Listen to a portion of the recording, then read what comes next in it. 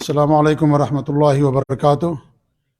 الحمدللہ رب العالمین واشہد ان لا الہ الا اللہ وحدہ لا شریک لہ واشہد ان محمدا عبدہ ورسولہ صلوات اللہ وسلامہ علیہ وعلی آلہ وعلی اصحابہ ومن اہتدی بہدیہ واستنى بسنتہ الی یوم الدین وبعد۔ اللہ کے فضل و کرم اور اس کی توفیق و احسان سے کل سے دور علمیہ منعقد ہوا ہے اور اب تک کی 3 نشستیں ہو چکی ہیں، آج چوتھی نشست ہے۔ اس سے پہلے کی 3 نشستوں میں کتاب جس پر دورہ کرایا جا رہا ہے اس میں جو تمہید اور مقدمہ ہے اس کے تعلق سے گفتگو تھی، اور آج سے انشاءاللہ جو ان پر ملاحظات ہیں اور جو اخوان المسلمین کی گمراہیاں ہیں ان گمراہیوں اور خامیوں اور غلطیوں کا تذکرہ کیا جائے گا۔ ان کا جاننا ہمارے لیے ضروری ہے۔ ہمارے سامنے علماء ہیں، دعات ہیں، اگرچہ بہت زیادہ تعداد آج نہیں ہے، لیکن ہر شخص اپنی جگہ پر ایک انجمن اور ایک امت کی حیثیت رکھتا ہے، اور انشاءاللہ اس کے ذریعے سے لوگوں کی سب کی اصلاح ہوگی۔ اس لیے اور نہ کچھ کہتے ہوئے میں شیخ محترم کا بہت ہی شکر گزار ہوں، دعوت سینٹر کے لوگ بھی، ہمارے سارے متعاونین کی شیخ نے اپنا وقت دیا اور اس اہم کتاب اور اس اہم ٹاپک پر آپ لوگوں کو مستفید فرمانے کے لیے تشریف لائے۔ ہم اللہ تعالیٰ سے ان کے علم و عمل میں برکت کی دعا کرتے ہیں، اللہ تعالیٰ ان کی حفاظ فرمائے اور ان کا سایہ تا دیر قائم رکھے، اور اللہ رب العالمین ہم سب کو مستفید ہونے کی توفیق عنایت فرمائے، آمین رب العالمین۔ تو موضوع بہت اہم ہے اور یہ سلسلہ انشاءاللہ آج رات 8:30 بجے تک چلے گا، مغرب بعد بھی اور پھر عشاء کے بعد بھی، اور اس کے بعد انشاءاللہ پھر اگلے جمعہ اور سنیچر کو یہ پروگرام شروع ہوگا۔ آپ لوگوں سے گزارش ہے کہ آپ لوگ دلجمی اور سکون کے ساتھ سنیں اور اس اہم ٹاپک سے فائدہ اٹھائیں۔ اللہ تعالیٰ ہم سب کو توفیق آمین، جزاکم اللہ خیر۔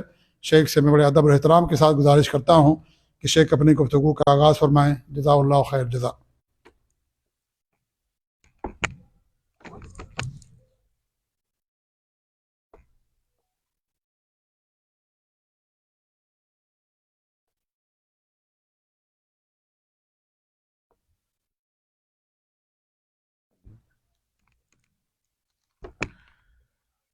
السلام علیکم ورحمۃ اللہ وبرکاتہ۔ بسم اللہ الرحمن الرحیم وبہ نستعین، الحمد للہ رب العالمین، والصلاة والسلام علی سید المرسلین وعلی آلہ وصحبہ اجمعین ومن تبعہم بإحسان الی یوم الدین۔ اعوذ باللہ من الشیطان الرجیم، بسم اللہ الرحمن الرحیم، وما ارسلنا من رسول ولقد بعثنا فی کل امۃ رسولا ان اعبدوا اللہ واجتنبوا الطاغوت۔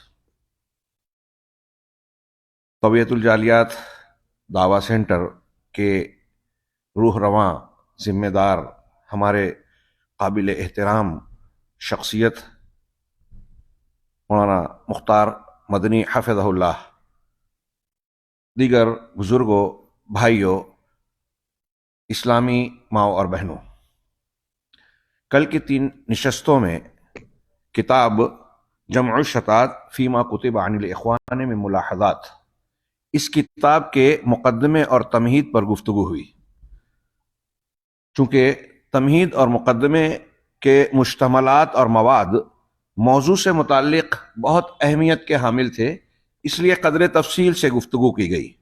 آج جیسا کہ ابھی شیخ نے فرمایا، ہم ان ملاحظات اور اعتراضات جو اخوان المسلمین کے منہج اور ان کے عقیدہ و فکر میں پائی جاتی ہیں ان کا تذکرہ کریں گے۔ جیسا کہ آپ نے بار بار سنا کہ ہمارے سامنے جو کتاب موجود ہے اس میں 50 ملاحظات کا تذکرہ کیا گیا ہے۔ بعض ملاحظات تفصیل طلب تھے اور ہیں، اس لیے صاحب کتاب نے بھی اس پر قدر مفصل گفتگو کی ہے، بعض کا سرسری اور اختصار کے ساتھ تذکرہ کیا گیا ہے۔ میں بھی یہی پسند کرتا ہوں کہ جن ملاحظات کی بڑی اہمیت ہے ہم اس پر قدر تفصیل سے تھوڑی سی تفصیل کے ساتھ گفتگو کریں اور بعض پر مرور کر کے اکتفا کریں، اس لیے کہ ہمارے پاس وقت کی بڑی تنگی ہے۔ لہٰذا بلا مزید کسی تمہید کے میں اصل ملاحظات کی طرف آپ لوگوں کی توجہ مبذول کروں گا۔ سب سے پہلا ملاحظہ، پہلا اعتراض جو اخوان المسلمین پر ہے اور ہونا چاہیے، اور جیسا کہ میں نے کل کے دروس میں بار بار کہا تھا کہ چند نکات، چند اعتراضات، اور ان چند میں سے صرف یہ ایک اور اس کے بعد جو دوسرا پیش کیا جا رہا ہے، ان دو کی بنیاد پر ایک صاحب ایمان، عقیدہ اور ایمان کی، اسلام کی حقیقت کو جاننے والا شخص فیصلہ کر سکتا ہے کہ اخوان المسلمین کی جماعت، ان کا نقطۂ نظر، منہج، وہ منہج حق اور اہل السنہ والجماعت کے مسلمہ اور قابل قبول منہج کے موافق نہیں ہے۔ چنانچہ ملاحظہ فرمائیے، ایک مبتدی شخص جو دین کے بنیادی اسباق اور ابتدائی تعلیم سے واقف ہے، وہ بھی فوراً اس پر مچل جائے گا کہ یہ بات صحیح ہو ہی نہیں سکتی۔ چنانچہ شیخ نے آغاز کرتے ہوئے کہا کہ تساہل قادۃ الاخوان المسلمین، میں عربی عبارت نہیں آپ حضرات کے سامنے، جو اردو کی کتاب ہے اس میں صفحہ نمبر 47 سے دیکھیے کہ توحید باری کے باب میں اخوان المسلمون کے سربراہوں کی کوتاہی اور ان کا شرک میں واقع ہونا، یہ عنوان قائم کیا گیا۔ اور پھر شیخ کہتے ہیں کہ اللہ رب العالمین کی توحید کے سلسلے میں اخوان المسلمین کے قائدین، اخوان المسلمین کے افراد عام لوگ نہیں، قائدین نے بڑا تساہل برتا اور شرک میں پڑ گئے، واقع ہو گئے۔ اب قائدین کہہ کے سب سے پہلے جن کا تذکرہ کیا وہ ہے اس جماعت کے بانی شیخ حسن البنا۔ کہتے ہیں کہ فہذا مؤسس حزب الاخوان، یہ اخوان کی جماعت حزب اخوان کے مؤسس اور بانی ہیں، یعنی حسن البنا۔ یحاضر فی مشہد السیدہ زینب، یہ سیدہ زینب کے مزار پر، ان کے مشہد پر حاضر ہوتے ہیں۔ مصر میں یہ بہت مشہور ہے، یہاں سالانہ بہت بڑا اجتماع، جیسے ہندوستان پاکستان میں عرس وغیرہ منعقد ہوتے ہیں، ویسے مصر میں ان کی مشہد پر سالانہ عرس مقرر ہوتا ہے، جس کو مشہد سیدہ زینب کہتے ہیں، سیدہ زینب کہتے ہیں۔ شیخ نے کہا کہ یہ وہو وکر من اوقار الشرک، شرک الاکبر، یہ شرک اکبر کا ایک مقام اور ایک اڈا ہے۔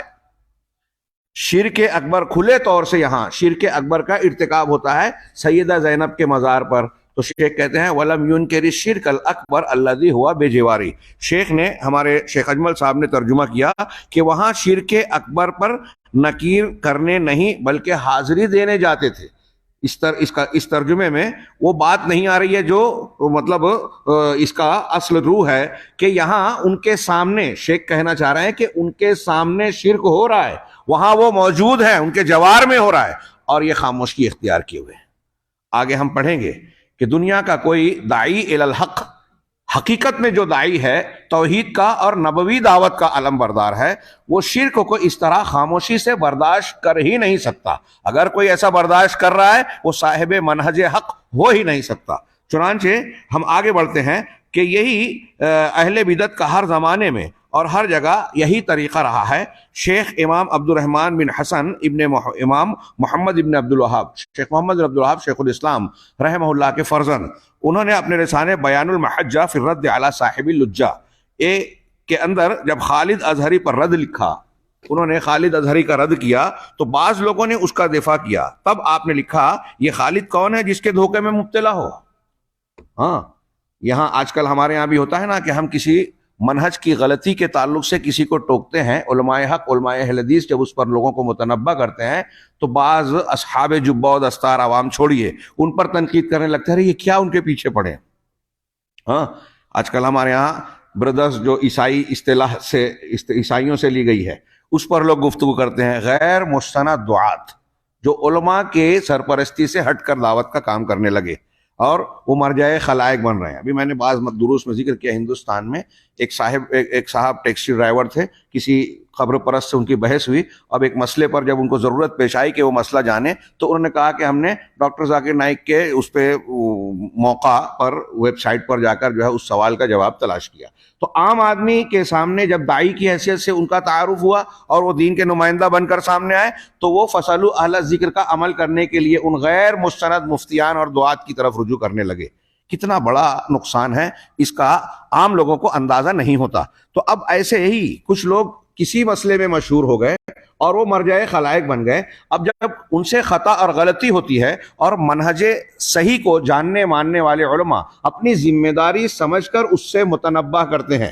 ہمارے علماء سلف میں لوگوں نے یہ لکھا کہ کتاب ایسی کتابیں جس سے لوگوں کو پرہیز کرنا چاہیے، بچنا چاہیے، ڈرنا چاہیے، وہ علماء جن کی مجلسوں میں نہیں جانا چاہیے، امام احمد بن حنبل، امام ابن مدینی اور ایسے بڑے بڑے محدثین اور کبار ائمہ جو گزرے ہیں، وہ سختی سے منع کرتے تھے اہل بدعت کی مجلسوں میں شریک ہونے سے۔ آج ہمارے ہاں لوگ پڑھ رہے ہیں، سن رہے ہیں، ان کو لائک کر رہے ہیں، اور یہ اللہ کے نبی صلی اللہ علیہ وسلم کی حدیث میں، قرآن میں موجود ہے کہ وَإِذَا رَأَيْتُمْ کیا رَأَيْتُمُ الَّذِينَ يَخُوضُونَ فِي آيَاتِنَا، کیا ہے، ہاں تو حتی یغوضوا فی حدیث غیر، تو ان کی مجلس سے آپ ہٹ جاؤ۔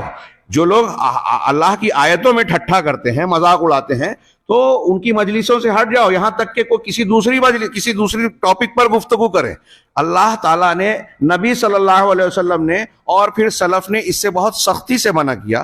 آج اسی پر عمل کرتے ہوئے، سنت پر اور حکم پر عمل کرتے ہوئے اگر کوئی کسی کے بارے میں تنبیہ کرتا ہے تو ہمارے یہاں، میں ابھی شیخ نے بتایا کہ زیادہ تر یہاں دعات اور اہل علم موجود ہیں، ہاں یہ بات بہت نزاکت کے ساتھ اور گہرائی کے ساتھ محسوس کرنا چاہیے کہ یہ معاملات بہت ہی اہمیت کے حامل ہیں، مہم ہے۔ اگر ہمارا کوئی داعی اس قسم کی قربانی دے کر وہ کسی کا رد کر رہا ہے تو وہ خود ایک قربانی دے رہا ہے، ہمیں اس کی، اگر وہ صحیح ہے تو اس کی تائید کرنا چاہیے، نہ کہ اس کی مخالفت کرنی چاہیے۔ تو ہم دیکھتے ہیں کہ ایسا بہت سارا معاملہ ہوتا ہے۔ شیخ وہی کہنا چاہتے ہیں کہ یہ خالد کون ہے؟ آگے شیخ نے ایک جملہ کہا کہ جس کے دھوکے میں مبتلا ہو کہ اس نے التوضیح اور آجرومیہ فی النحو، آجرومیہ یہ کتاب ہے نحو کی، اس کی شرح کر دی ہے، یعنی کتاب نحو کی ایک کتاب کی شرح کی، التوضیح کی شرح کی، تو تمہارے نزدیک بہت اہم ہو گیا۔ یہ خالد کا جو شیخ محمد بن عبد الوہاب کے فرزند بیان کرتے ہوئے رد کر رہے ہیں، بہت اچھا اصول اس میں نکل رہا ہے کہ اگر آپ کے سامنے کوئی ایسا آدمی آتا ہے جس نے بہت بڑی کتاب لکھ دی، اس کو فیصل ایوارڈ مل گیا یا فلاں ایوارڈ مل گیا، تو ہمارا عام آدمی اس کی اس شہرت کی بنیاد پر اس کو اس فن کا ماہر بھی سمجھنے لگتا ہے جس فن سے اس کا کوئی تعلق ہے ہی نہیں، اور اس کو مرجع خلائق بنا دیا جاتا ہے، اور آج کل یہی ہو رہا ہے۔ چنانچہ شیخ نے کہا کہ یہ خالد اس کی شرح آجرمیہ اور یہ التوضیح کی بنیاد پر تم دھوکے میں مبتلا ہو۔ پھر آپ نے لکھا کہ اور یہ اس بات کی دلیل نہیں ہے، عربی زبان میں ہے کہ لا یمنع ھذا، یعنی اس کا مفہوم یہ ہونا چاہیے ترجمے میں دلیل کی بجائے کہ یہ اس بات سے مانے نہیں ہے کہ اسے اس توحید کا علم نہیں ہے جسے لے کر اللہ نے اپنے رسول صلی اللہ علیہ وسلم کو مبعوث فرمایا۔ یعنی اگر اس نے کسی کتاب کی بڑی شرح لکھ دی، نحوی کتاب کی، گرامر کی کتاب کی، یا اور کسی کتاب کی، تو کیا یہ عذر کافی ہے اس کے لیے کہ وہ اللہ کی توحید کو نہ جانے؟ ہم اور آپ ابتدائی طور پہ جانتے ہیں کہ توحید کا جاننا، اللہ رب العالمین کی توحید کو اس کی معرفت کے ساتھ بقدر ضرورت معلوم کرنا ہر مسلمان، مرد ہو عورت ہو، ہر مسلمان کے لیے لازم ہے۔ کوئی اس سے جہالت کا عذر قیامت کے دن نہیں کر سکتا۔ قبر میں من ربک، ما دینک، ماذا تقول فی ھذا الرجل محمد صلی اللہ علیہ وسلم، ہر شخص سے سوال ہوگا، لہذا اس کا علم حاصل کرنا ہر ایک کے لیے ضروری ہے۔ اب ایک آدمی نحو کی کتاب کی تشریحات کر رہا ہے، فلاں اور فلاں پڑھ رہا ہے، اور وہ اللہ رب العالمین کی توحید سے ناواقف ہے، اس کے دلائل سے ناواقف ہے، اس کو آج فٹ کیجئے کہ اسلام پسندی کا ڈھنڈورا پیٹ رہا ہے، تحریک اسلامی چلا رہا ہے، بہت بڑے بڑے جو ہے دعوے کر رہے ہیں۔ ہاں، شیخ عبد المالک الجزائری کی کتاب سے میں نے ایک واقعہ بہت مرتبہ بیان کیا ہے دروس میں کہ شیخ البانی نے جزائر کے جو وہاں کے تحریکی حرکی شخص کے امیر تھے، جن کے پیچھے ملینوں لوگ تھے، ان سے سوال کیا کہ کیا آپ کا ماننے والا، ہر فالوور، ہر جاننے والا، آپ کی جماعت اور تنظیم سے وابستہ شخص کیا جانتا ہے اللہ کہاں ہے؟ اس سوال کا جواب جانتا ہے؟ تو انہوں نے کہا کہ ہو سکتا ہے جانتے ہوں۔ شیخ البانی کہا کہ یہ سیاسی جواب چھوڑیے اور صاف صاف جواب دیجیے۔ تو انہوں نے کہا کہ نہیں، سب لوگ نہیں جانتے۔ علامہ البانی کے اس سوال اور جواب کو آخر تک پہنچانے سے پہلے عبد المالک الجزائری حافظہ اللہ نے بڑا اچھا تبصرہ کیا کہ یہ البانی صاحب کیا اشارہ کرنا چاہتے تھے ان سے سوال کر کے، کہ نبی کریم صلی اللہ علیہ وسلم کے عہد مبارک میں ایک چرواہا، ایک بکری چرانے والی بچی جو لونڈی تھی، اس کو ایک صحابی نے تماچا مارا، شرمندہ ہوئے، آپ سے پوچھا، صحیح مسلم کی حدیث آپ جانتے ہیں، تو بعد میں اس بچی کو بلوا کر جب آپ نے پوچھا کہ این اللہ، اللہ کہاں ہے، تو اس نے کہا فی السما، آسمان میں، آسمان کے اوپر، اور کہا میں کون ہوں؟ کہا قال انت رسول اللہ، آپ اللہ کے رسول ہیں. تو آپ نے کہا اعتقها فانها مؤمنہ، اسے آزاد کر دیجئے اس لیے کہ یہ ایمان والی ہے. تو اس زمانے کی رسول اللہ صلی اللہ علیہ وسلم کے زمانے کی ایک بچی اللہ کے بارے میں یہ علم رکھتی تھی کہ کہاں ہے. اور آج آپ تحریک چلا رہے ہو، کئی سال تک اسلام پسندی کا نعرہ بازی کا مظاہرہ کرتے ہو اور نہ جانے کیا کیا دعوے کرتے ہو، اور اللہ کہاں ہے یہ اس سوال کا جواب آپ کو نہیں پتا. جس سماج میں بچیاں اور چھوٹے چھوٹے بچے یہ سب جانتے تھے، اللہ تعالیٰ نے اسی سماج کو غلبہ دیا، اور دیکھتے ہی دیکھتے دنیا کے بیشتر آباد حصے پر وہ لوگ غالب آ گئے، اسلام کو پھیلا دیا، دلوں کو فتح کر لیا اس عقیدے اور اس تربیت کی بنیاد پر. آپ بات کرتے ہیں کہ اسلام کو نافذ کریں گے، اقامت کریں گے، یہ ان کی دعوت کا بنیاد ہے جماعت اسلامی اور اخوان المسلمین کی. اور جس اللہ کا دین ہے اس اللہ کے بارے میں آپ نہیں جانتے. ہاں تو خیر، خالد نے اگر یہ چیزیں لکھی ہے تو کیا یہ اس بات کا عذر کے لیے کافی ہے؟ یہ اس بات سے مانے نہیں ہے کہ وہ اللہ کی توحید کو نہ جانے جس کو دے کر اللہ تعالیٰ نے اپنے رسول کو مبعوث کیا. پھر آپ نے لکھا اور یہ اس بات کی دلیل نہیں، ہاں جی ہو چکا یہ جملہ، کیونکہ اس سے بڑے عالم اور ماہر فن جنہوں نے معقولات میں کئی کتابیں لکھ رکھی ہیں، عقلی کتابیں، وہ بھی اس سے لا علم تھے، جیسے علامہ فخر الدین رازی، ابو معشر بلخی وغیرہ، بہت جانکار، فلسفہ و منطق کے تیر اور باریک چیزوں اور نقطوں کو جاننے والے، تیر چلانے والے ماہر. ہاں 29 جلدوں میں تفسیر لکھی، اور لوگ اس کا رد کرتے ہوئے کہتے ہیں کہ فیہ کل شیء الا التفسیر. حالانکہ یہ بھی مبالغہ لگتا ہے کہ اس میں ہر چیز ہے سوائے تفسیر کے، اور واقعی بہت کچھ دوسری چیزیں ہیں. تو کہا اور ان لوگوں نے بھی توحید کے باب میں غلطی کی، بڑی کتابیں لکھی، غلطی کی. ان میں سے بہت سارے لوگوں نے آخر وقت میں اس کا اعتراف بھی کیا، بعض نے توبہ بھی کی. اور اس خالد کا حال یہ ہے کہ مصریوں کو دیکھ رہا ہے کہ وہ بدوی وغیرہ من گھڑت بزرگوں کے مزاروں کی پرستش کر رہے ہیں. شیخ احمد البدوی، اب یہاں موقع نہیں ہے، ہم نے کشف الشبہات کے اپنے دروس میں شیخ رحیلی کی یہ تصریحات پیش کی کہ بدوی کے بارے میں جو مصر میں بہت مشہور شخص ہیں، ان کی قبر کو اور ایک مسجد کو ان کے نام سے منسوب کیا گیا، دور دور سے لوگ ان کی زیارت کے لیے آتے ہیں، بڑے فضائل اور معاملات بیان کیے جاتے ہیں، لیکن اس کی شخصیت پر تاریخ کے غبار چھائے ہوئے، پوری طریقے سے تاریخ کی روشنی میں ہے ہی نہیں، ان کے بارے میں معلومات لوگوں کو ہے ہی نہیں، کون تھے، کیا تھے، یا تفصیلات معلوم ہو. خیر، تو اسی لیے شیخ نے شاید یہاں کہا کہ من گھڑت بزرگوں کے مزاروں کی پرستش کر رہے ہیں، لیکن ان پر کوئی نکیر نہیں، نہ ہی تحریری اور نہ ہی کلامی. ہاں یہ اس بات پر وہ کیا شیخ محمد عبد الوہاب کے فرزند نے. ایسا ہی معاملہ شیخ حسن البنا کا ہم دیکھ رہے ہیں کہ سیدہ زینب کے مزار پر، ان کے عرس پر حاضر ہو رہے ہیں، وہاں شرک اکبر کا ان کی آنکھوں کے سامنے ارتکاب ہو رہا ہے، اور وہ خاموش ہے. بلکہ خاموش کیا، آگے آپ دیکھیں گے کہ وہ خود بھی کہیں کہیں شریک ہیں، برملا طور سے اس کا ارتکاب کر رہے ہیں. شیخ محمد خلیل حراس رحمہ اللہ نے اشاعرہ پر رد کرتے ہوئے کہا، یہ خلیل حراس وہی ہیں جن کی ایک شرح العقیدۃ الواسطیہ مشہور ہے، اور یہ عقیدے کے بڑے عالم تھے، پہلے مصر میں، پھر بعد میں سعودی عرب میں آ کر انہوں نے تدریس کی عقیدے کی. چنانچہ ان کے قول کا ترجمہ آپ کی کتاب میں دیکھیے کہ کس قدر تعجب کی بات ہے کہ یہ اشاعرہ سمجھتے ہیں کہ توحید الوہیت کی سب سے بڑی خصوصیت تخلیق و اختراع ہے، پیدا کرنا، ایجاد کرنا. اشاعرہ کا ایسا کہنا ہے.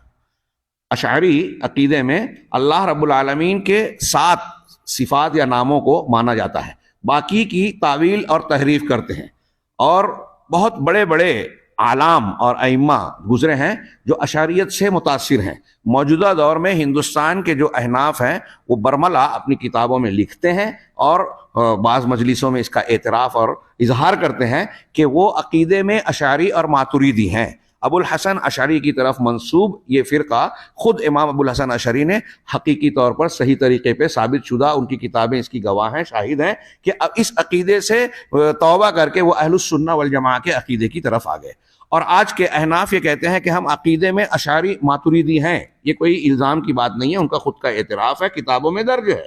اور ہمارے یہاں لوگ حیرت انگیز طور پر، ہمارے یہاں ہندوستان میں یا دوسروں میں جب حنفی اہل الحدیث کا یہ جھگڑا ہوتا ہے تو عقائد سے زیادہ بعض فروعی مسائل میں جو ہے بحث کرتے ہیں، جبکہ زیادہ اہم مسئلہ یہ ہے.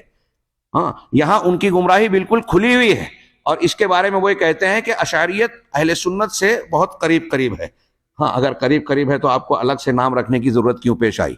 امام ابو حنیفہ رحمہ اللہ کے عقائد آپ کے اشعری عقائد کے خلاف ہیں، اشاعرہ کے عقائد امام ابو حنیفہ رحمہ اللہ کے ثابت شدہ جو ان سے منسوب یا عقائد ہیں اس کے خلاف ہیں. دونوں ایک دوسرے کو گمراہ کہہ رہے ہیں. آپ کا یہ امام اس امام کو اور یہ امام اس امام کو گمراہ کہہ رہا ہے. یہ عجیب تضاد ہے. خیر، تو شیخ کہہ رہے ہیں کہ شیخ خلیل حراس کی عبارت کہ اشاعرہ اللہ تبارک و تعالیٰ کی جو توحید الوہیت کی سب سے بڑی خصوصیت تخلیق و اختراع ہے ایسا مانتے ہیں، جبکہ یہ بات معلوم ہے کہ تخلیق پیدا کرنا توحید ربوبیت کی خصوصیت ہے. حاضرین سے میں کہوں گا، آپ یہ جانتے ہیں ہم لا الہ پڑھتے ہیں، لا الہ الا اللہ، تو توحید الوہیت ہے.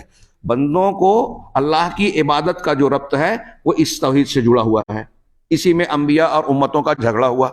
توحید ربوبیت اللہ تعالیٰ کے کاموں سے متعلق ہے، پیدا کرنا، کائنات کے اندر تصرفات کرنا، تدبیر کرنا، سارے معاملات کو چلانا، رزق دینا، بارش برسانا، زندگی موت دینا، بیماری اور شفا، اللہ کے جتنے کام ہیں، اولاد دینا وغیرہ وغیرہ، سب ربوبیت میں آتے ہیں.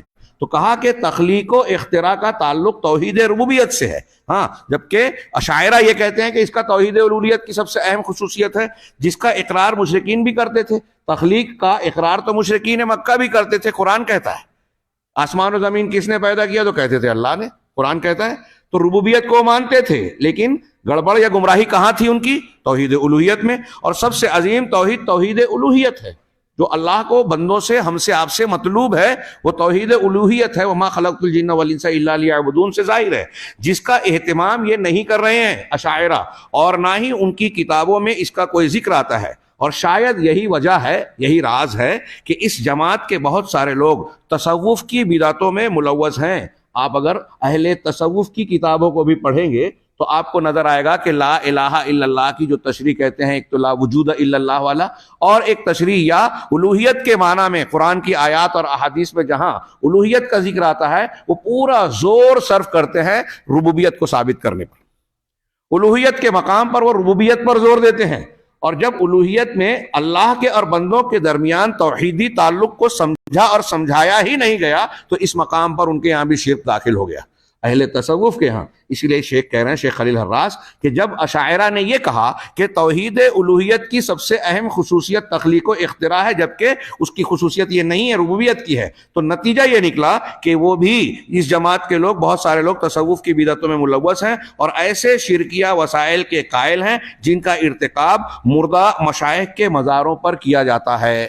یہ اردو ترجمے میں ہے کہ جو مدفون قبروں میں مدفون مشائخ ہیں، ان کی قبروں پر، مزاروں پر اس کا ارتکاب کیا جاتا ہے. اندہ اضرحت المشائخ مدفونین، مقبورین، قبروں میں دفن ہے، وہاں ارتکاب کیا جاتا ہے. یہ کیوں شیخ نے یہاں نقل کیا؟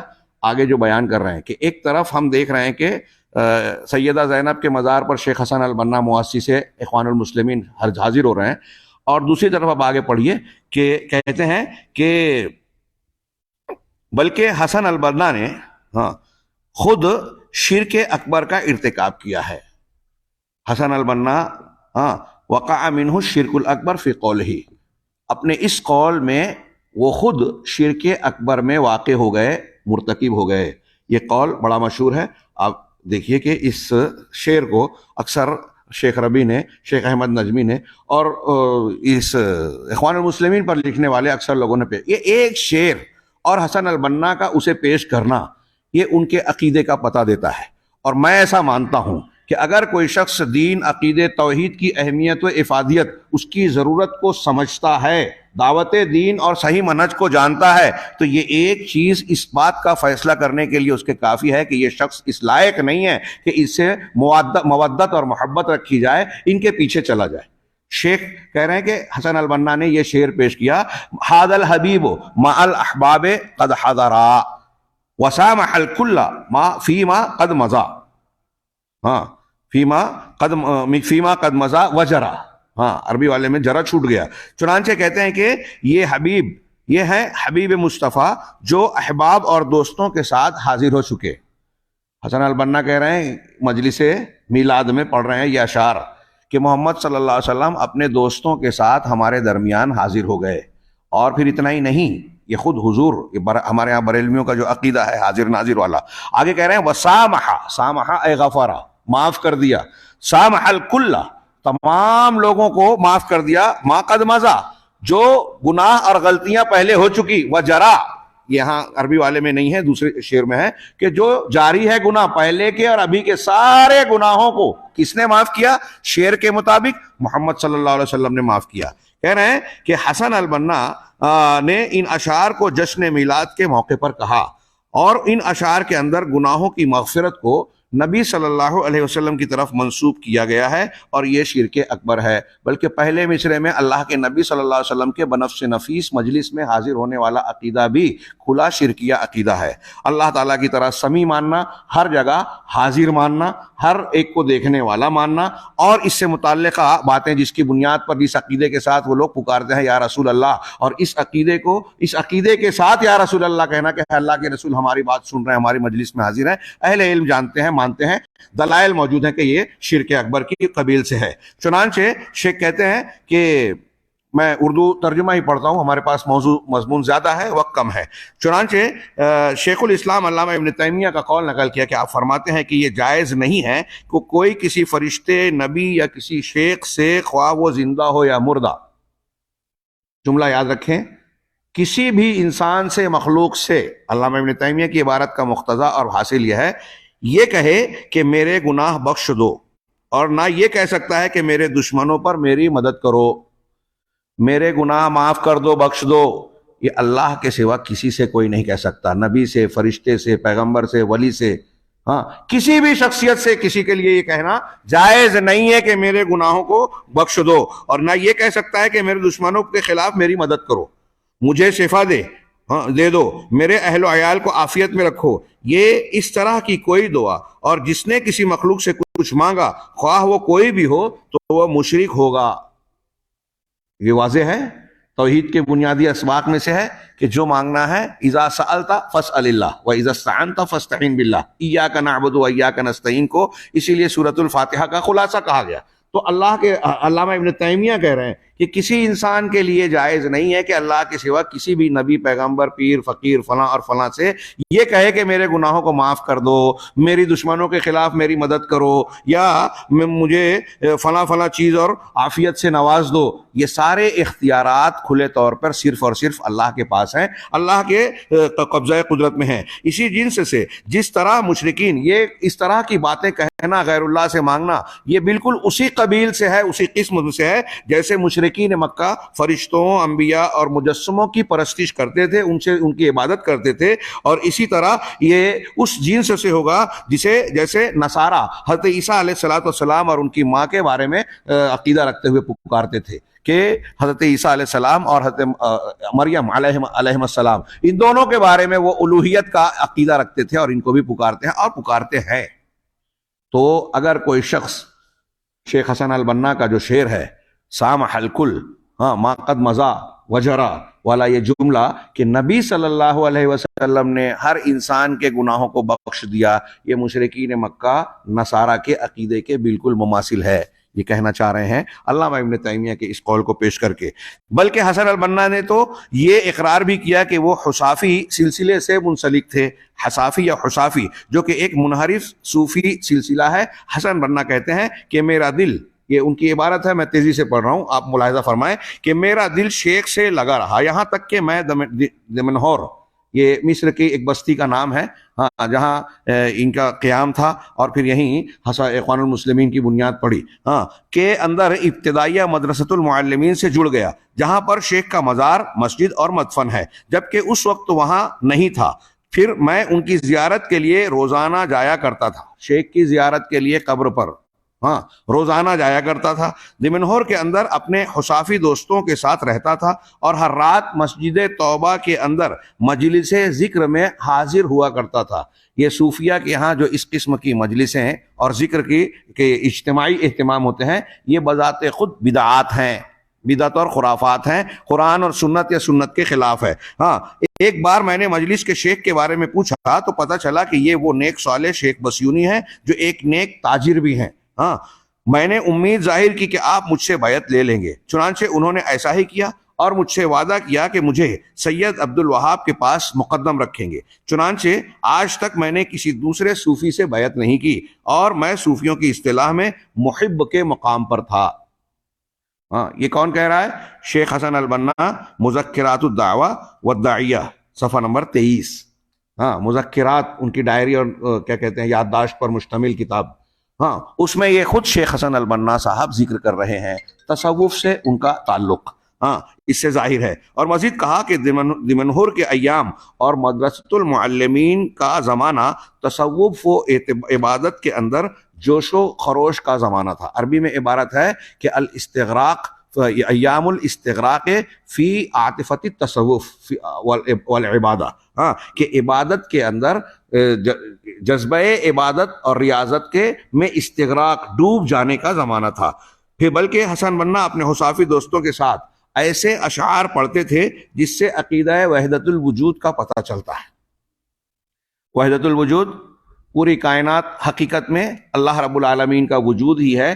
یہ دوسری چیزیں جو کائنات، پیڑ پہاڑ، آسمان زمین، آپ ہم، دنیا کی جتنی بھی موجودات دکھائی دیتی ہیں، یہ اس کا عکس ہے، حقیقت نہیں ہے، سب اللہ سے نکلی ہے اور سب چیز میں اللہ ہے۔ لہٰذا کوئی اگر کسی پتھر کو، کسی درخت کو، کسی شخصیت کو، فرعون کو یا کسی جانور کو پوچھتا ہے، اس کو سید، آقا، ولی یا اللہ مانتا ہے تو کوئی غلط نہیں ہے۔ انا للہ و انا الیہ راجعون۔ کسی کی بھی پوجا کیجئے، یہ توحید ہے۔ ہاں، اس عقیدے کے ماننے والے یہ کہتے ہیں کہ اگر آپ اللہ کو اور مخلوق کو الگ مان رہے ہیں تو آپ شرک کر رہے ہیں۔ ہاں، شرک اور توحید کو پورا برعکس کر دیا۔ اور اگر اللہ کو اور مخلوق کو، سب کو ایک ہی مان رہے ہو تو یہ توحید ہے۔ اور اسی لیے یہاں تک جرأت و جسارت کی کہ قرآن تو پورا کا پورا شرک سکھاتا ہے۔ یعنی پھر ان کے قول کے مطابق یہ ہوا کہ اللہ تعالیٰ نے کتاب ہدایت کی بجائے کتاب ضلالت نازل کی اپنے رسول پر۔ انا للہ و انا الیہ راجعون۔ کوئی مسلمان صاحب ایمان، اللہ کا ڈر رکھنے والا اس طرح کی جرأت آمیز باتیں کر سکتا ہے، زبان سے نکالتے ہوئے بھی ہمیں ڈر لگتا ہے، لیکن ان کی کتابوں میں درج ہے۔ ہاں، اہل تصوف کی گمراہیاں پڑھیے تو اس سے گھین آئے گی، لیکن ہمارے یہاں مشہور شخصیات جنہیں لوگ اپنا قائد، پیشوا، شیخ سمجھ کر آنکھ بند کے ان کے پیچھے چلتے ہیں، وہ اس گندگی سے آلودہ ہیں اور لوگ اس کو ایک فضیلت کی بات سمجھتے ہیں۔ آپ غور کیجئے، آگے بحثیں آئے گی کہ جہاں آج ہم یہ بحث کر رہے ہیں کہ اخوان المسلمین اور ان کے دم چھلے جتنے بھی پائے جاتے ہیں دنیا کے اندر، ان کے یہاں خارجی فکر ہے۔ ہاں، شیخ نے کل بتایا تھا کہ اسلام کو نقصان یا اسلام کی مخالفت کرنے والے جو بنیادی فرقے ہیں اس میں خارجی کا بھی ذکر کیا اور اہل تصوف کا بھی۔ یہاں یہ بھی گندگی موجود ہے کہ شیخ کے یہاں جہاں بعد میں خارجیت آئی، اس سے پہلے تصوف آیا۔ ہاں، اور وحدت الوجود کا یہ ان کے طرف سے شعر پیش کیا جا رہا ہے کہ اللہ قل وذری الوجود وما حوا ان کنت مرتادا بلوغ کمال فالکل دون اللہ ان حققتہ۔ یہ اردو میں ڈبل تے چھپ گیا، ڈبل قاف ہونا چاہیے، حققتہ، عدم علی التفصیل والاجمال۔ ترجمہ دیکھیے کہ اس شعر میں جو حسن البنا صاحب پیش کر رہے ہیں کہ اگر کمال اور انتہا کے مقام تک پہنچنا چاہتے ہو تو سارے وجود کو چھوڑ کر صرف اللہ اللہ کرو، اللہ کا ورد کرو۔ قل اللہ، ہاں، اللہ اللہ بولو۔ حکایتاً اللہ کہہ رہا ہوں، اگر قل کا مفعول مانے تو قل اللہ ہوگا۔ اہل علم شاید مجھے اسی لیے تعجب سے دیکھ رہے ہیں کہ قل اللہ، ہاں، اگر کمال اور انتہا کے مقام تک پہنچنا چاہتے ہو تو سارے وجود کو چھوڑ کر صرف اللہ اللہ کرو، اللہ کا ورد کرو۔ اگر آپ نے اس کی حقیقت کو پا لیا، ہاں، اس کی حقیقت کو پا لیا تو جان لو کہ اجمالی اور تفصیلی ہر اعتبار سے اس کے علاوہ کچھ نہیں ہے، سر طرف ہر چیز میں اللہ ہی اللہ ہے۔ ہاں، میں اکثر شیخ ابن ابی العز حنفی رحمہ اللہ کا جملہ اپنے الفاظ میں دہراتا ہوں کہ ان کے بیان کے مطابق، اور صرف انہوں نے نہیں، بہت سارے خلف اور سلف کے علماء نے یہ بات اپنے اپنے انداز میں کہی ہے کہ وحدت الوجود کا عقیدہ، حلول و اتحاد کا عقیدہ روئے زمین پر سب سے گھناؤنے شرک اور کفر کی شکل ہے۔ سب سے گھناؤنا شرک، سب سے گندا اور قبیح ترین شناعت والا کفر ہے یہ۔ انہوں نے یہ بات کہی کہ اللہ تبارک و تعالیٰ نے، شیخ ابن ابی العز کہتے ہیں کہ نصارہ نے حضرت عیسیٰ علیہ السلام کے بارے میں یہ عقیدہ اختیار کیا کہ اللہ نے آپ کے اندر حلول کر لیا۔ سوچئے، صرف عیسیٰ علیہ السلام کے بارے میں جب انہوں نے یہ عقیدہ رکھا تو اللہ نے کہا لقد کفر الذین قالوا ان اللہ ثالث ثلاثہ، کہ ان تثلیث کے قائلین نے کفر کیا، اللہ تبارک و تعالیٰ کا نے بیٹا بنا لیا، ناسوت سے لاہوت ان کے اندر داخل ہو گیا. پہلے ناسوت سے تعلق تھا، عالم مادہ سے، عالم ظاہر سے، اور بعد میں ان کے اندر لاہوتیت آ گئی، یعنی روحانیت آ گئی، یعنی اللہ کا وجود اس میں حلول کر گیا. صرف حضرت عیسیٰ میں مانا تو اللہ نے کافر قرار دیا. ہم یہاں تو ہر چیز میں مان رہے ہیں. تلمسانی اور اہل وحدت الوجود ابن عربی ہوں، ابن فارز ہوں، ابن سبعین ہوں، تلمسانی ہوں، کتے اور سور کو بھی نعوذ باللہ کہتے ہیں کہ اس میں بھی اللہ ہے. دیوبند کے مفتی صاحب نے بیان کیا ہمارے یہاں ناندیڑ میں، اس کی کلپ آئی تھی، ایک اہل حدیث نوجوان نے سوال کر لیا، ناراض ہو گئے، اسٹیج پہ بلا کر اسے ڈانٹا، غیر مقلدین کو برا بھلا کہنے لگے. کہا کہ ہمارے یہاں کے مفتی صاحب کہتے ہیں کہ ہندو جس مورتی کی پوجا کرتا ہے اس میں بھی اللہ ہے، کیا یہ صحیح ہے؟ تو پہلے انہوں نے ڈانٹا، غیر مقلدین کو برا بھلا کہا، پھر اسے بلایا، پھر بہت ساری باتیں کہی، اور پھر اس نے بچے نے سوال کیا کہ میں نے جو سوال کیا آپ نے اس کا جواب نہیں دیا. تو انہوں نے کہا کہ ہاں اس میں بھی اللہ ہے. انا للہ و انا الیہ راجعون. ہمارے یہاں دیوبندی بریلوی حضرات کے دونوں کے مشترکہ پیر امداد اللہ مہاجر مکی کتابیں مارکیٹ میں ان کی ملتی ہیں، وہ وحدت الوجودی عقیدے کے قائل ہے. یہاں شیخ حسن البنا بھی اس کے قائل ہیں، جو شرک کے حلقوں میں اور صوفیوں کے حلقوں میں مقبول مشرکانہ عقیدہ ہے، جو اہل سنت والجماعت سے واضح طور پر ان کے خط کو دور کر دیتا ہے، ندی کے دو کناروں کی طرح جو آپس میں کہیں نہیں ملتے. اہل سنت اور یہ وحدت الوجودی عقیدہ کوئی ایسا فروعی چھوٹا موٹا جھگڑا اختلاف نہیں ہے کہ ہم یہ کہیں کہ نظر انداز کیا جائے اور ان سے صلح کر لی جائے. اس عقیدے کے ہوتے ہوئے نبی کی دعوت زندہ رہ ہی نہیں سکتی، اسے مانا ہی نہیں جا سکتا.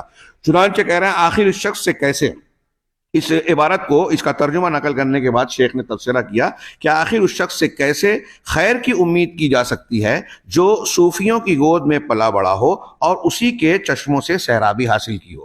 اب ہم یہ جملہ جب ہندوستانی حلقوں میں کہیں گے تو ہمارے یہاں بہت سارے لوگ صوفیوں کو سیدھا سادہ تزکیہ نفس پر عمل کرنے والا، روحانیت اور جو ہے عبادات سے جڑا ہوا طبقہ سمجھتا ہے، جبکہ یہاں جو تشدد ہے، یہاں جو عقیدے کا انحراف ہے، یہاں جو شرک اور کفر ہے، قرآن و سنت کا جو مذاق اڑایا گیا ہے، شریعت کی جو مخالفت کی گئی ہے، وہ شاید کہیں نہیں ہو.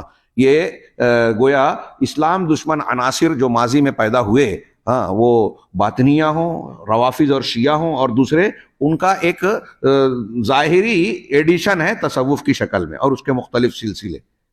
بہرحال اس کے علاوہ حسن بنا اپنے ساتھیوں کے ساتھ لمبا سفر پیدل کیا کرتے تھے، جو تقریباً 3 گھنٹے اور 3 گھنٹہ جانے اور 3 گھنٹہ آنے میں لگتا تھا، اور مقصد مزاروں اور خانقاہوں کی زیارت ہوتا تھا. حسن بنا کہتے ہیں کہ دمنہور میں اکثر ہم جمعہ کے دن ٹھہرتے اور پھر وہیں قریب میں واقع اولیاء کی کسی قبر کی زیارت کے لیے سفر کرتے. ہم کبھی دسوقی کے مزار کی زیارت کرتے، یہ بھی ایک مشہور شخصیت ہے وہاں، جسے شیخ محمد عبد الوہاب نے جس کے نام کا ذکر کیا ہے کہ ان کے بارے میں زیادہ معلومات نہیں ہے.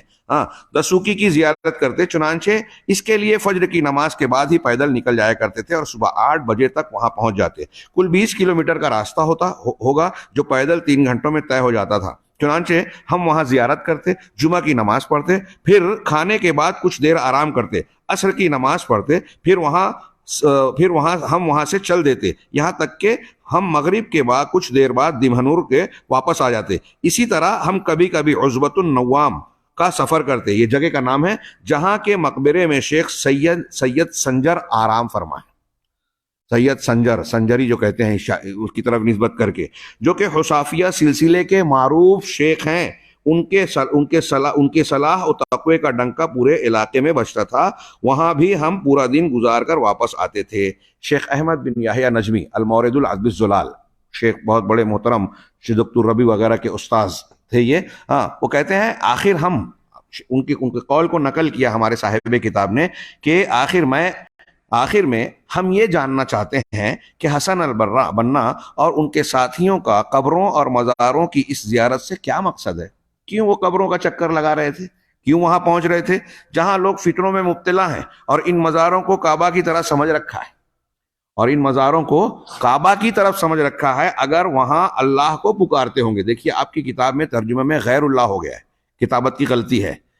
اگر وہاں قبر پہ جا کر، ادھر متوجہ دیجئے، میں جو سمجھانا چاہ رہا ہوں پہلے سمجھ لے پھر عبارت دیکھیے، کہ اگر اللہ وہاں پہنچ کر اللہ کو پکار رہے ہیں، اس کا مطلب کیا ہوا کہ وہاں جا کر ایسا سمجھا جا رہا ہے کہ یہ مقام قابل زیادت اجر ہے، تبرک کی جگہ ہے، کہ یہاں ہم دعا کریں گے تو زیادہ اجر و ثواب اور قبولیت کا امکان ہے، تو اس کو کعبہ کی طرح بنا دیا. ہم اللہ سے مانگ رہے ہیں تو یہاں گویا اس کو متبرک مان رہے ہیں. ہاں، یہ مشرکین مکہ کی طرح یہ کہہ رہے ہیں کہ یہ اگر ایسا مان رہے ہیں، ان مزاروں کو کعبہ کی طرح سمجھ رکھا ہے، اگر وہاں جا کر اللہ کو پکار رہے ہیں، غیر اللہ نہیں، اللہ کو، اور اگر وہاں جا کر اللہ کے علاوہ کسی اور کو پکار رہے ہیں، یعنی وہ صاحب قبر کو، جس مزار پر جا رہے ہیں، اگر اس کو اللہ کا ہمسر سمجھ رہے ہیں، اس کو پکار رہے ہیں، اس سے مدد کی یا امداد کی امید رکھ رہے ہیں، تو یہ شرک اکبر ہوگا. یہ اللہ کا ہمسر سمجھ رہے ہیں، یہ شرک ہوگا. اور مشرکوں کی حالت دیکھ کر مشرکوں کی حالت دیکھ کر یہی آخری بات مناسب لگ رہی ہے کہ یہ مزارات پر اصحاب مزار سے استفادہ، استغاثہ، استعانہ اور اس قسم کے مقاصد کے لیے جاتے تھے، اور یہ صریح طور پر شرک اکبر ہے. جو ان جگہوں پر جایا کرتے تھے مشرکین، آخر یہ کس وجہ سے پیدل ان مزاروں تک جایا کرتے تھے، اور یہ سمجھتے تھے کہ یہ تقرب الی اللہ کا ذریعہ ہے. لا تشد الرحال الا الی ثلاثۃ مساجد کے ابتدائی عقیدے کے سبق کو بھی کیا انہوں نے نہیں پڑھا تھا؟ اور جو عقیدے کی ان بنیادوں کو نہیں جانتا، کیا وہ دنیا میں اسلام کو قائم کرنے والا اور لوگوں کو اسلام کے راستے پر، جنت کے راستے پر چلانے والا ہو سکتا ہے؟ ہمارے دعات اور علماء پہلے غور کریں، پھر عوام کو یہ سمجھائیں کہ سوچئے، جس کے یہاں خود عقیدے توحید کی بات درست نہیں تھی، کیا وہ دین کو اختیار کرنے، تبلیغ کرنے اور اس کو قائم کرنے کا علم بردار ہو سکتا ہے؟ وہ کسی کی توحید، کسی کے شرک کی، کسی کی بدعت کی اصلاح کر سکتا ہے؟ سوال ہی پیدا نہیں ہوتا. چنانچہ شیخ آگے کہہ رہے ہیں کہ بظاہر یہی لگتا ہے کہ حسن بنا اور ان کے ساتھی دو میں سے ایک مقصد کی خاطر جایا کرتے تھے، یا تو وہاں دعا کرنے کے لیے، اور یہ بدعت ہے. اگر وہاں جا کر اللہ سے دعا مانگ رہے ہیں تو یہ بدعت ہے. ہاں، اور یا تو وفات شدہ بزرگوں کو پکارنے کے لیے، جو وہاں قبروں پر جا کے اگر مدفون بزرگوں کو پکار رہے ہیں، ان سے استفادے کی امید رکھ رہے ہیں، تو یہ شرک اکبر ہے. یا تو بدعت ہے یا شرک اکبر ہے. چنانچہ جو بچپن ہی سے اس طرح کی شرکیات و بدعات میں پلا بڑا ہو.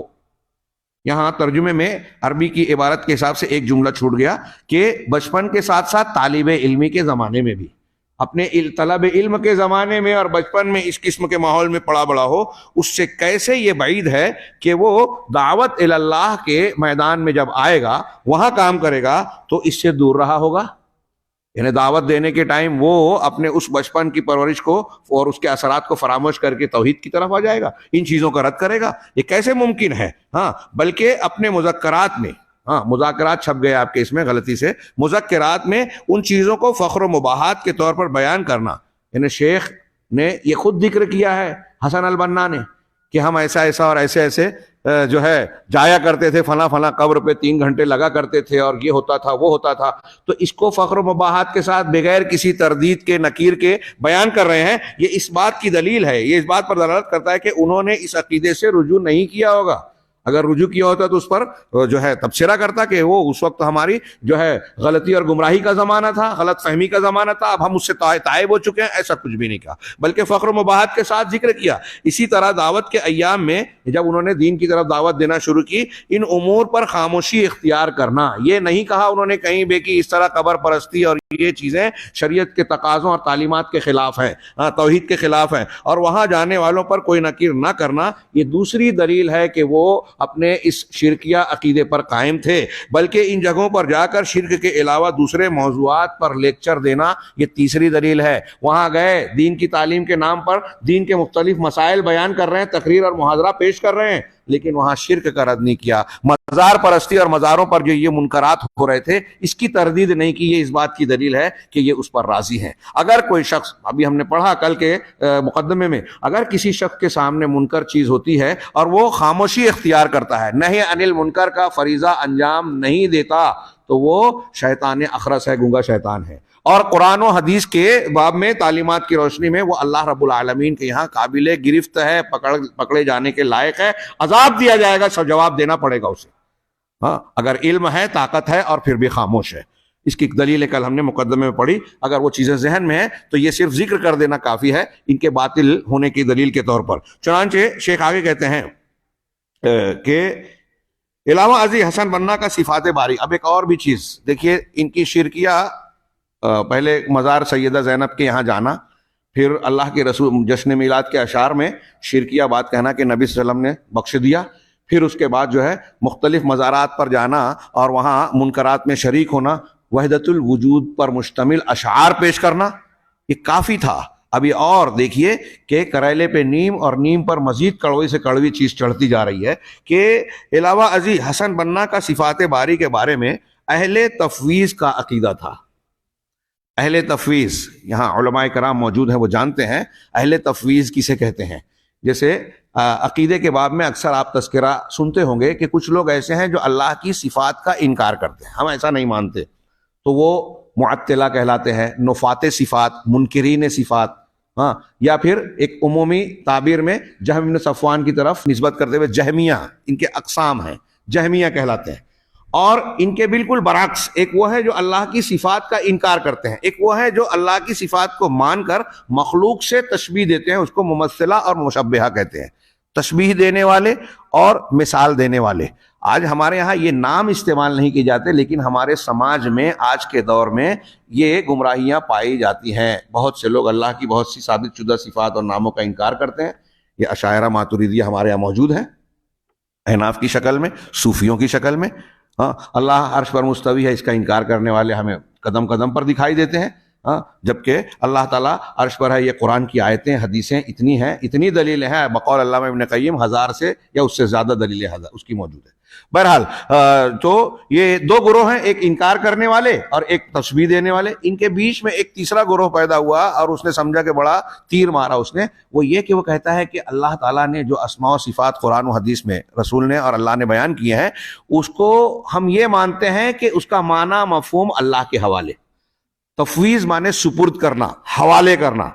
ہاں, تو وہ کہتے ہیں کہ اس کا معنی ہم اللہ کے سپرد کرتے ہیں. کچھ لوگوں کو یہ بہت اچھا لگتا ہے, اور شیخ حسن البنا یہی کہہ رہے ہیں کہ اس امت کے اہل سنت والجماعت کا یہ عقیدہ ہے کہ وہ معانی کی تفویض کریں بہت اچھی طریقے سے. علماء تو جانتے ہیں, یہ ذہن نشین رہیں کہ معانی کو اللہ کے حوالے کرتے ہیں. ایک ہے معانی کی تفویض کرنا, ایک ہے معانی کو مانتے ہوئے کیفیات کی تفویض کرنا. یعنی ہم مثال کے طور پہ میں یہ کہوں کہ اللہ تبارک و تعالیٰ کا ہاتھ قرآن نے ذکر کیا, اللہ تبارک و تعالیٰ سنتا ہے, سننے کا کان ہے. ہاں, اللہ کا یہ قرآن نے ذکر کیا, حدیث نے ذکر کیا, ہم اس کو مانتے ہیں.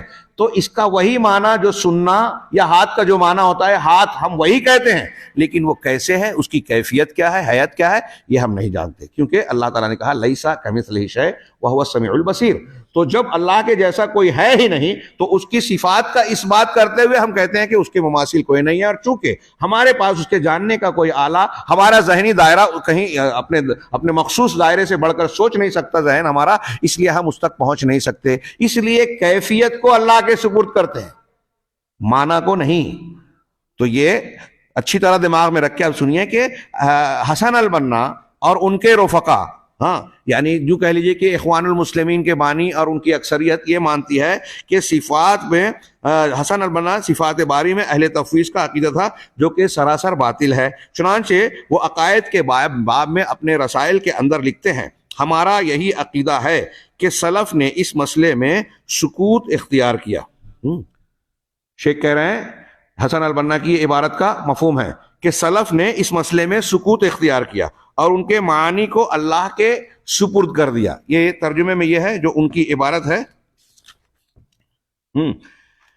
کہ وَنَحْنُ نَعْتَقِدْ أَنَّ رَأْيَ السَّلَفِ السُّكُوتُ وَتَفْوِيضُ عِلْمِ هَذِهِ الْمَعَانِي إِلَى اللَّهِ تَبَارَكَ وَتَعَالَى أَسْلَمُ وَأَوْلَى بِالِاتِّبَاعِ. کہہ رہے ہیں کہ ہم یہ عقیدہ رکھتے ہیں کہ سلف کی رائے خاموشی اختیار کرنا اور ان ناموں اور صفات کے معانی کو اللہ کے علم کو, معانی کے علم کو اللہ کے حوالے کر دینا, یہ زیادہ محفوظ ہے. وَأَوْلَى بِالِاتِّبَاعِ, اور اتباع کے زیادہ لائق ہے, یعنی یہ ماننے کے زیادہ لائق ہے. یہ کون کہہ رہا ہے؟ حاضرین گرامی, میں آپ لوگوں سے پوچھ رہا ہوں, یہ کون کہہ رہا ہے؟ یہ شیخ حسن البنا کہہ رہے ہیں کہ سلف کا یہ عقیدہ ہے. اب آگے ملاحظہ فرمائیے, شیخ الاسلام علامہ ابن تیمیہ رحمہ اللہ اس فاسد اور غلط مذہب کو رد کرتے ہوئے کہتے ہیں کہ فتبینہ، ایک لمبی عبارت کے بعد انہوں نے فرمایا کہ یہ بات واضح ہو گئی، ثابت ہو گئی، کھل گئی کہ ان قول اہل تفویض، کہ اہل تفویض کا قول، ہاں، الذین یزعمون انہم متبعون للسنہ، جو ایسا سمجھتے ہیں، گمان کرتے ہیں اور دعویٰ کرتے ہیں کہ وہ سنت کی اتباع کرنے والے ہیں، ہاں، وہ للسنت والسلف، اور سلف کو ماننے والے ہیں، یعنی اہل سنت والجماعت اپنے آپ کو سمجھ رہے ہیں، ہاں، وہ اور تفویض کے قائل ہیں، کہہ رہے ہیں کہ ان کا یہ قول شر قول اہل البدع والالحاد، یہ بدعت اور الحاد، بے دینی اختیار کرنے والوں سے بھی زیادہ برا قول ہے ان کا۔ یہ جو شیخ ابن تیمیہ رحمہ اللہ فرما رہے ہیں، ایسا ہی قول امام احمد بن حنبل رحمہ اللہ سے منقول ہے کلام کے صفت کے بارے میں۔ میں اس تفصیل میں جاؤں تو وقت کافی چلا جائے گا، لیکن آپ اس کو اچھی طریقے سے ذہن نشین کیجئے کہ اگر کوئی شخص، یعنی وہ کہتے ہیں کہ یہ جو لوگ انکار کر رہے ہیں نا، اس سے بھی برا ہے، کیونکہ یہ بظاہر ماننے کی بات کر رہے ہیں لیکن ان کی موافقت بھی کر رہے ہیں کہ نہ ہم یہ مان رہے ہیں نہ یہ مان رہے ہیں، اور انکار کے ساتھ ساتھ، اس میں انکار بھی آ گیا، اور انکار کے ساتھ ساتھ اللہ پر یہ الزام بھی آ گیا کہ قرآن و حدیث میں ایسی اسماء و صفات اور بیانات پیش کیے جو ہمارے سمجھنے کے لائق ہی نہیں، اور اگر ہم اس کو مانیں گے تو یہ گمراہی ہو جائے گی۔ اس کے معنی اور مطلب کو جو عربی زبان میں جس سے مخاطب کیا صحابہ کرام کو اور عہد اول کے مسلمانوں کو۔ وقال الشیخ الامام عبدالعزیز ابن باز، شیخ ابن باز رحمہ اللہ اس بارے میں بیان فرماتے ہیں کہ رادن علی کلام البنا، امام حسن البنا، جماعت اسلامی والے ہمارے یہاں امام کہتے ہیں، ہاں، حسن البنا کو کہ اس کلام کو رد کرتے ہوئے جب آپ پر یہ پیش کیا گیا، شیخ ابن باز رحمہ اللہ وقت کے امام تھے، ہاں، ان کے سامنے بتایا گیا کہ یہ حسن البنا کا یہ قول ہے کہ اہل السنہ والجماعہ کا طریقہ ہے کہ اللہ کے اسماء و صفات کے معانی کی تفویض کرنا، اور یہ زیادہ محفوظ ہے، اسلم، ہاں، محتاط اور محفوظ طریقہ ہے۔ تو شیخ نے جب یہ سنا تو کہا لیس الاسلم، ہاں، یہ اسلم نہیں ہے، تفویض الامر فی الصفات الی علام الغیوب، کہ صفات کا معاملہ علام الغیوب کے حوالے کر دینا یہ اسلم نہیں ہے۔ کیوں اسلم نہیں ہے؟ اس لیے کہ اللہ سبحانہ و تعالی نے اپنے بندوں کے لیے اسے بیان کیا ہے، اس کی وضاحت قرآن عظیم میں، اپنی کتاب کریم میں کی ہے، اور اپنے رسول امین کی زبان پر کی ہے۔ اللہ نے کتاب میں اور رسول اللہ صلی اللہ علیہ وسلم کی زبان پر کیا، اور آپ نے لوگوں کو، صحابہ کو اس کی تعلیم دی۔ وَلَمْ يُبَيِّنْ كَيْفِيَّتَهَا، اور اس کی کیفیت بیان نہیں کی۔ چنانچہ جب قرآن میں عربی زبان میں ان الفاظ کو بیان کیا گیا، نبی صلی اللہ علیہ وسلم نے کہیں یہ نہیں کہا کہ دیکھو السمی کا ایک معنی ہوتا ہے جو تم عربی زبان میں یہ سمجھتے ہو، لیکن سمی کا وہ مطلب جو تم سمجھتے ہو، اللہ کے لیے وہ معنی نہیں سمجھنا ورنہ گمراہ ہو جاؤ گے۔ کیا نبی صلی اللہ علیہ وسلم خاموش رہتے؟ اور اگر یہ ماننا گمراہی ہوتا تو اللہ تعالیٰ قرآن میں خود بیان کرتا۔ یہ جو میں بات کہتا ہوں، ہمارے بعض علماء، علامہ شنقیطی وغیرہ نے بڑے پیارے انداز میں بیان کی ہے، اضواء البیان میں ملاحظہ کیا جا سکتا ہے۔ چنانچہ وہ کہتے ہیں کہ ہاں، شیخ ابن باز کا جملہ ابھی باقی ہے، وہ کہتے ہیں کہ اللہ تبارک و تعالیٰ نے ان اسماء و صفات کی کیفیات بیان نہیں کی، فالواجب و تفویض و علم الکیفیہ لا علم المعانی، چنانچہ ہم پر، آپ پر واجب ہے کہ کیفیت کے علم کو اللہ کے سپرد کیا جائے، معانی کے علم کو نہیں۔ آپ لوگ سمجھے اس جملے کا مطلب؟ جی پوچھ رہا ہوں کہ اللہ کے نام اور صفات جو آتے ہیں اس کا معنی ہم مانیں جو عربی زبان میں ہوتا ہے، جو ہمارے سلف وغیرہ نے جو تشریح کی ہے، لیکن وہ کیسے ہیں اس کو ہم اللہ کے حوالے کریں۔ کیفیت نہیں مانیں گے، اس کو اللہ کے حوالے کریں گے، معنی کو مانیں گے، اس لیے کہ قرآن حدیث نے اسے بیان کیا ہے۔ ید ہے، اللہ کا ہاتھ ہے، اللہ سننے والا ہے، دیکھنے والا ہے، اللہ کی وہ تمام اسماء و صفات جو قرآن و حدیث میں، سب کو ہم مانیں گے، لیکن کیسے ہم نہیں مانتے، نہیں جانتے، اس کو اللہ کے حوالے کرتے ہیں، اس لیے کہ وہ ہمارے علم سے باہر ہے، اور اس کیفیت کو اللہ نے، رسول نے نہیں بتایا۔ چنانچہ شیخ کہہ رہے ہیں کہ ولیس، شیخ علامہ ابن باز کا کہنا ہے ولیست تفویض و مذہب السلف، شیخ حسن البنا کی بات کو رد کر رہے ہیں، وہ کہہ رہے ہیں کہ مذہب سلف یہ ہے۔ شیخ ابن باز نے کہا کہ تفویض کرنا، معانی کی تفویض کرنا سلف کا مذہب نہیں ہے، بل ہوا مذہب مبتدع مخالف لما علیہ السلف الصالح، بلکہ یہ بدعتی مذہب ہے، بدعتی مذہب ہے جو سلف صالح کے مسلک اور منہج کے خلاف ہے، اس مذہب کے خلاف ہے جس پر سلف تھے۔ میرے بھائیو، جیسا کہ میں نے بار بار کہا کہ ایک دو نکات اور ملاحظات بھی اگر اس ملاحظے کو، جو عقیدے اور منہج سے متعلق بنیاد سے تعلق رکھنے والا، ہمارے دین کی اصل الاصول توحید، ہاں آگے اس پر تبصرہ کتاب میں بھی آ رہا ہے، اس سے متعلق ہے۔ اگر صرف اس ایک ملاحظے کو لوگ اچھی طریقے سے سمجھ لیں تو یہ جاننے اور ماننے میں انہیں کوئی دقت نہیں ہوگی کہ جو اخوان المسلمین اور ان کے متعلقہ لوگ ہیں اور ان کا جو عقیدہ ہے وہ اہل سنت والجماعت سے الگ ہے، منحرف ہے، اور ان تمام کبار علماء کی بات بالکل درست ہے کہ یہ ان 72 فرقوں میں سے ہیں جو جہنم کے راستے پر ہیں، گمراہی کے اعتبار سے، مسئلہ منہج کے اعتبار سے۔ اہل السنہ والجماعہ کے ناجی فرقے کے طریقے پر نہیں ہے، قرآن اور صحابہ، حدیث اور صحابہ کے طریقے پر بالکل نہیں ہے۔ آگے ملاحظہ فرمائیں کہ بظاہر یہی لگتا ہے کہ معاف کیجئے،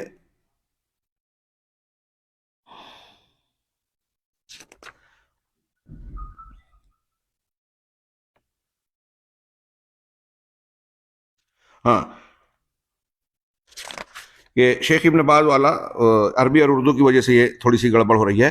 شیخ عبدالعزیز بن باز حسن البنا کا جو رد کیا اس کے بعد کہتے ہیں، اور یقیناً حسن البنا کا عقیدہ توحید کے اندر کوتاہی کرنے، یہ جو تسامح اور ان کی کوتاہی ہے اس کا اور شرک کے اندر واقع ہونے کی وجہ سے ان کے پیروکاروں پر شروع سے لے کر آج تک بہت برا اثر پڑا ہے۔ یہ آپ کے اردو کے الفاظ ہیں، یعنی مقصود یہ ہے، عبارت میں بھی عربی میں بھی یہی بات کہی، یعنی عربی کی عبارت ہے کہ حسن البنا کے اس تساہل اور اس بدعقیدگی یا انحراف کا اثر ان کے متبعین اور ان کے ماننے والوں پر بھی گہرے طور سے پڑا۔ چنانچہ حسن بنا کے بعد مرشد، ان کے ایک مرشد عمر تلمسانی، یہاں تیسرے لکھا ہوا ہے اردو میں، عربی میں نہیں ہے یہ، ان کے مرشد عمر تلمسانی اپنی کتاب شہید المحراب کے اندر کہتے ہیں، شہید المحراب ان کی کتاب ہے، عمر تلمسانی مصر کے حسن البنا کے بعد ایک اخوان المسلمین کے مرجع اور مرشد، ان کے قائد، وہ کہتے ہیں کہ اسی لیے میں اس رائے کا قائل ہوں، غور سے ملاحظہ فرمائیں کہ میں اس رائے کا قائل ہوں کہ رسول اللہ صلی اللہ علیہ وسلم زندہ مردہ ہر حال میں اس شخص کے لیے استغفار کرتے ہیں جو آپ کے پاس اس مقصد سے آتا ہے۔ قرآن نے کہا کہ اگر یہ لوگ آتے ہیں آپ کے پاس استغفار کرنے تو آپ مغفرت طلب کریں ان کے لیے۔ تو یہ مرشد عمر تلمسانی کہہ رہے ہیں کہ میں یہ عقیدہ رکھتا ہوں، لذا ارانی امیلو، کہ میری رائے، میں اس طرف میلان رکھتا ہوں اس رائے کو جو رائے یہ کہتی ہے کہ رسول اللہ صلی اللہ علیہ وسلم زندہ اور مردہ ہر وہ شخص جو آپ کی کشادہ بارگاہ میں آتا ہے اور آپ اس کے لیے استغفار کرتے ہیں، اس کی بخشش ہوتی ہے، وہ زندہ ہو یا مردہ۔ کہہ رہے ہیں زندہ حالت میں بھی رسول اللہ صلی اللہ علیہ وسلم یہ کرتے تھے اور مرنے کے وفات کے بعد بھی۔ وَيَقُولُ أَيْضًا، اسی طریقے سے عمر تلمسانی یہ بھی کہتا ہے، اس کا یہ فرمان ہے کہ اسی لیے کہہ رہے ہیں کہ جو اولیاء کی کرامات کا قائل ہو فلا داعیہ للتشدد فی النکیر علی من یعتقد کرامات الاولیاء، جو اولیاء کی کرامات کا عقیدہ رکھتا ہو، قائل ہو، عقیدہ رکھتا ہو، اس پر تشدد کی کوئی ضرورت نہیں ہے۔ یہاں میں اردو ترجمہ پڑھتا ہوں کہ جو اولیاء کی کرامات کا قائل ہو اور ان کی قبروں پر جا کر التجا کرتا ہو، اپنا بچاؤ طلب کرتا ہو۔ یہاں بھی ترجمے میں ایک جملہ چھوٹ گیا کہ اور سخت حالات میں ان سے دعا کرنے کا عقیدہ رکھتا ہو، شدائد اور تکالیف جب آ جائیں تو یہ عقیدہ رکھے کہ قبر والوں سے، اولیاء سے ہم دعا مانگ سکتے ہیں، مشکل کشائی کر سکتے ہیں ان کے ذریعے سے یا ان سے مانگ سکتے ہیں۔ جو ایسا عقیدہ رکھتا ہے، شیخ عمر تلمسانی کہتے ہیں کہ ان پر، ایسے شخص پر بہت زیادہ نکیر کرنے کی ضرورت نہیں ہے، اور کرامات اولیاء معجزات انبیاء کے دلائل میں سے ہیں۔ یعنی اگر کوئی کھلے طور سے شرک کر رہا ہے تو اس پر نکیر کرنے کی ضرورت نہیں ہے، لیکن کھلے طور سے سلفیت کو اختیار کر رہا ہے تو اس پر سخت نکیر کی ضرورت ہے۔ یہ قوس میں لگا دیجئے، آج کل سوشل میڈیا میں جتنے اخوانی ہیں وہ یہی کرتے ہیں، شرک پر چپ۔ میں اکثر ایک جملہ کہتا ہوں ہندوستان میں کہ اگر سعودی عرب سے خبر آ جائے کہ وہاں شاہی خاندان کا کوئی آدمی کسی بدنام گلی سے گزر گیا تو وہ صحیح ہے یا غلط، اسلام خطرے میں، پورا ہنگامہ مچ جاتا ہے، شور ولنے لگتا ہے، اسلام خطرے میں۔ اور دوسرے مقامات پر جو ان کے چہیتے منظور نظر ہیں، ان کے ہم نوا ہیں، آگے یہ آ رہی ہے بات کہ ان کا ماننے والا ہے تو شرک بھی معاف، اور اگر ان کا مخالف ہے تو اگر دائیں کروٹ پہلے دائیں کروٹ کے بجائے بائیں کروٹ لیٹ گیا تو اسلام خطرے میں۔ آداب نوم کو اگر اس نے تھوڑا سا ادھر آگے پیچھے کر دیا تو بہت بڑا جرم ہو گیا، ناقابل معافی۔ تو خیر یہ کہہ رہے ہیں کہ اس کا یہ اثر پڑا۔ اب دیکھیے کتنی بڑی بات ہے۔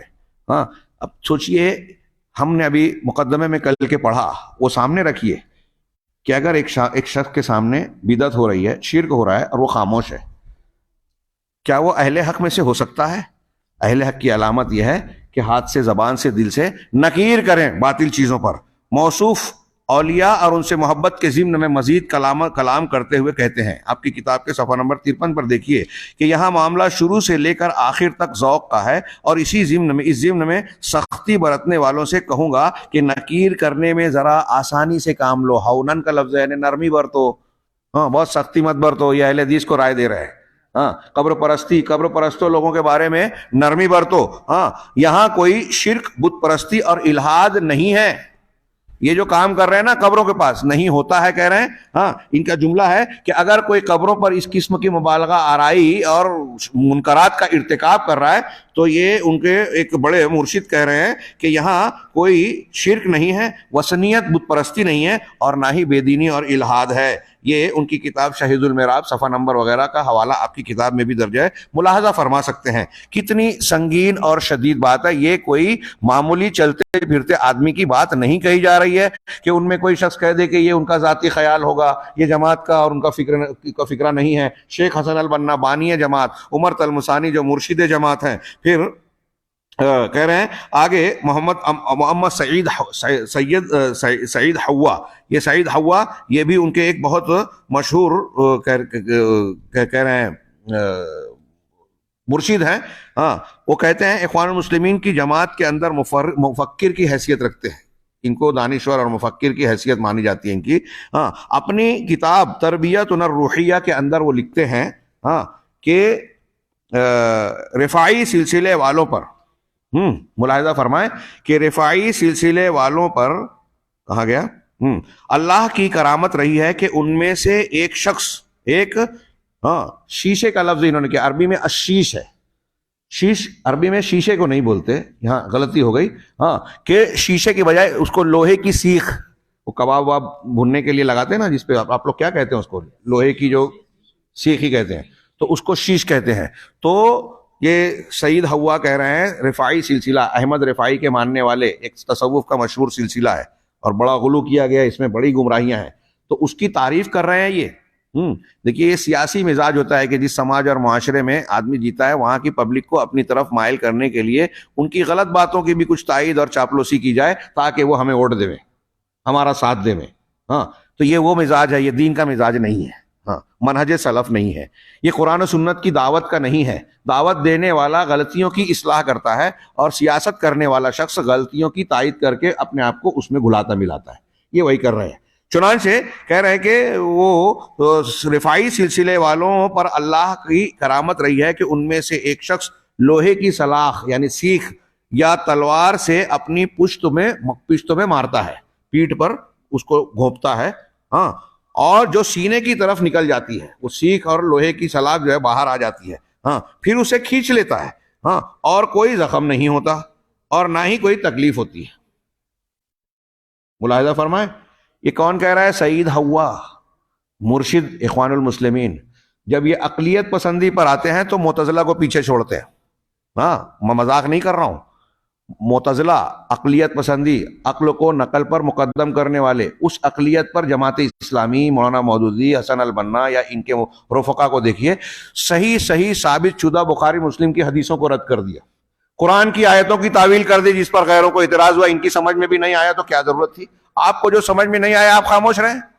ہاں اگر کوئی یہاں بہت سارے مختلف فنون کے انجینئرز اور جانکار لوگ موجود ہیں، کیا آپ جو باریکیاں اس فن کی جانتے ہیں یہاں سب لوگ سمجھتے ہیں؟ اور مجھے نہیں سمجھ میں آئے تو کہہ دوں کہ نہیں یہ کمپیوٹر اور یہ سارے کام بیکار ہے، غلط ہے، میں نہیں مانتا، تو کہیں گے کہ یہ جاہل ہے، بل کذبوا بما لم یحیطوا بہ علما۔ یہی حال ان کا تھا، آپ کی سمجھ میں نہیں آیا، آپ غیر مسلم کو جواب نہیں دے پائے تو وہ غلط کیسے ہو گیا؟ آپ کو نہیں سمجھ میں آیا نا۔ کیا مسلمانوں میں جتنے مسلمان ہیں ان کو اسلام کی ہر بات، معجزات، کرامات، ان کی توجیحات، سائنسی جواب سب معلوم ہے؟ معلوم ہوگا تب مانو گے۔ اگر ایسا ہی ہے تو نیوٹن اور کیا نام ہے آئنسٹائن پر لوگ ایمان لاتے، انبیاء پر نہیں لاتے۔ وہ ہر چیز کو تجربہ گاہ میں ثابت کر کے تھیوری کو قانون بناتے ہیں، ہاں وہ کہتے ہیں کہ یہ جو ہے لا بن گیا، تھیوری سے لا بن گیا. ہاں اور ایسا کر کے اگر آپ نے مانا تو آپ نے ایمان نہیں لایا. خیر یہ ایمان بالغیب کی باتیں ہیں، بات لمبی ہو جائے گی. ہم واپس آتے ہیں کہ شہید ہوا یہ کہہ رہے ہیں، میں اس لیے یہ جملہ کہہ رہا ہوں کہ ان کے یہاں آپ دیکھیں گے کہ عقل کی بنیاد پر حدیثوں کا رد کر رہے ہیں اور پٹانے کے لیے، ہاں اپنی دعوت کی حقیقت کو واضح کرنے کے لیے یہ رفاعی لوگوں کے بارے میں ان کی بے وقوفانہ بات کو کرامت ظاہر کر رہے ہیں. شعبدہ بازی. ہاں علامہ ابن تیمیہ کہتے ہیں کہ اس قسم کا اگر کوئی مظاہرہ کرتا ہے تو وہ اللہ کا ولی نہیں ہوتا. مشرکین اور کفار اور اہل کتاب بھی اس قسم کی شعبدہ بازی اور سحر و جادو کا مظاہرہ کرتے ہیں. بہت اہم بات ہے. اگر اس کو آپ دلیل مان لیں تو پھر دجال پر بھی ایمان لانا جائز ہو جائے گا بہت سارے لوگوں کے لیے، کیونکہ دجال بھی بہت ساری اس قسم کی سحر انگیز چیزوں کا اور بظاہر کرامت کا یا خرق عادت چیزوں کا مظاہرہ کرے گا. یہ اللہ تعالیٰ کی جانب سے بطور آزمائش ہوگا. تو یہ جس چیز کا اہل علم نے عقیدہ حقیقی صحیحہ اور توحید کی حفاظت کے لیے بڑی محنت کر کے جس چیز کو ہمارے علماء اور کبار ائمہ نے جس کا دفاع کیا تھا، یہ اس کا دروازہ کھول رہے ہیں. یہ بریلوی دیوبندی اور دوسرے مشرکین جو قبر پرستی کی تائید کے لیے اس قسم کی جھوٹی حکایتوں اور واقعات کو بیان کرتے ہیں جو قرآن و حدیث کے مضامین کے بالکل خلاف ہوتی ہے، ان میں اور ان میں فرق کیا رہا؟ ایک طرف عقلیت پسندی میں یہ انتہائی غلو کر جاتے ہیں کہ قرآن حدیث کے مضامین کا رد کرتے ہیں، اور دوسری طرف یہاں یہ کہہ رہے ہیں کہ رفاعی سلسلے کے لوگوں پر اللہ کا یہ کرم رہا. اب اگر کوئی بھی رفاعیت کی طرف نسبت کر کے آ کے کسی شعبدے کا مظاہرہ کرے تو اخوان المسلمین والے کہیں گے کہ یہ اللہ کا اس پر کرم ہے اور یہ اس کی کرامت ہے. ایمان لے آئیں گے ان کے کہنے کے مطابق. کوئی اصول اور ضابطہ تو بنا ہی نہیں. ہاں سیریا کے اندر اخوان المسلمین کے مرشد مصطفیٰ سبائی اشعار پڑھتے ہیں جن کے اندر نبی اکرم صلی اللہ علیہ وسلم سے استغاثہ کرتے ہیں اور بیماری سے شفا طلب کرتے ہیں. چنانچہ کہتے ہیں یا سائق الظان نحو البیت والحرم، اے جو ہے سواری کو ہانکنے والے حرم اور اللہ کے گھر کی طرف، ونحو طیبہ تبغی سید الامم، اور طیبہ یعنی مدینہ کی طرف سید الامم کا ارادہ کر کے. دیکھیے یہ کون کہہ رہا ہے؟ مصطفیٰ سبائی، ان کے بڑے عالم مانے جاتے ہیں، مرجع مانے جاتے ہیں. اللہ کے نبی صلی اللہ علیہ وسلم یعنی حرم کی طرف سفر کا ارادہ کرنے والے، اپنی سواری کو اونٹ کو ہانکنے والے، اور اللہ کے نبی صلی اللہ علیہ وسلم کی طرف، مسجد نبوی نہیں، ہاں روضہ نبوی، قبر نبوی. لا تشد الرحال الا الى ثلاثه مساجد کے ہمارے بچوں کو یہ حدیث یاد ہے، 3 مساجد کے علاوہ سفر نہیں. اگر کوئی مسجد نبوی کا مدینہ کا سفر اللہ کے نبی صلی اللہ علیہ وسلم کی قبر کی زیارت کی نیت سے کرتا ہے تو غلط ہے. مسجد نبوی کی نیت سے کرتا ہے تو فضیلت ہے. ان حدیثوں کی مدینہ جانے کے بعد زیارت کے لیے جاتا ہے تو یہ مستحب ہے، اجر و ثواب کا باعث ہے. اس میں بھی مبالغہ اور کثرت سے اہل علم نے منع کیا دلائل کی بنیاد پر. وہ ملاحظہ کر رہے ہیں باریک بات. ہاں آج ہمارے یہاں بہت سارے جاہلوں کو اگر آپ یہ کہیں کہ ایک شخص اگر مدینہ نہ جا کر حج کرنے جائے اور حج کر کے آ جائے تب بھی حج ہو جائے گا، تو اس کو یہ بات ہضم ہی نہیں ہوگی. ہمارے یہاں نعتوں میں پتہ نہیں کیوں لوگ مدینے کے سفر میں نمدیدہ رنجیدہ سنجیدہ رہتے ہیں.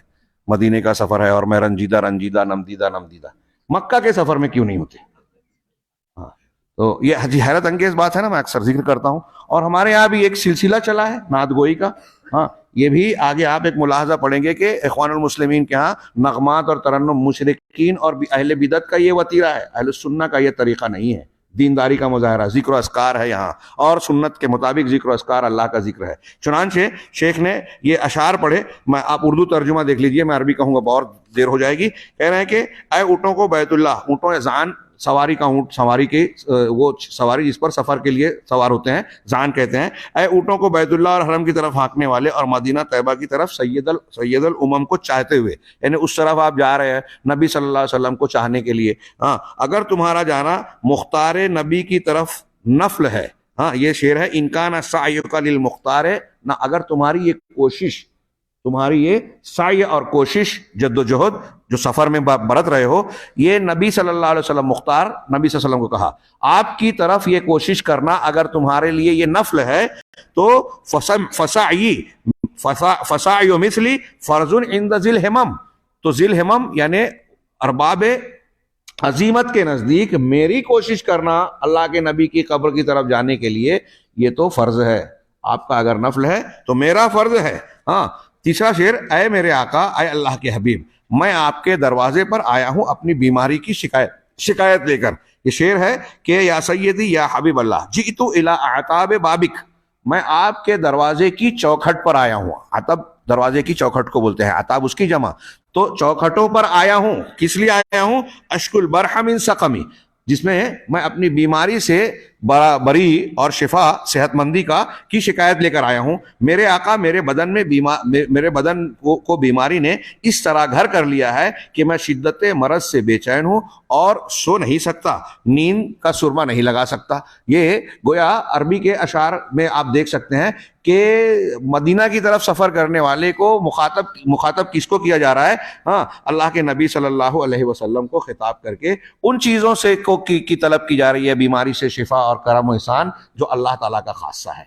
ظاہر سی بات ہے کہ یہ شرک اکبر ہے.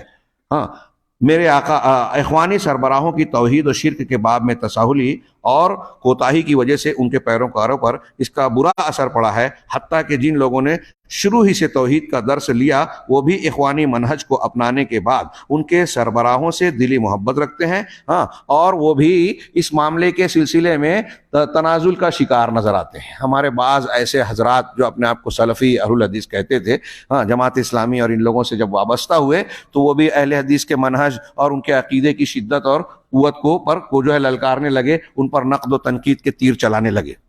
یہ ان کے اثرات ہوئے. یہ ابھی اذان میں کتنا وقت باقی ہے شیخ؟ 20 منٹ ہے، تو وقفہ کر دوں اس میں؟ کیا چائے پیتے ذرا سا خلاف ادب نہیں لگتا؟ بسم اللہ. 2 منٹ کے لیے رک جاتے ہیں. میں یہ بند کر دیا نا آپ نے. آپ حضرات سے پوچھنا چاہتا ہوں، یہ جو پیش ہو رہا ہے اس میں آپ لوگ فائدہ محسوس کر رہے ہیں یا جی نہیں؟ اور مسئلہ میرے لیے پیش کرتے ہوئے یہ شروع کے 2-3 بہت اہم ہیں، دین کی بنیاد سے تعلق رکھتے ہیں، اس لیے میں قدر مفصل گفتگو کر رہا ہوں. ہمارے پاس 50 ملاحظات ہیں، لیکن ابھی ہم پہلے میں ہیں.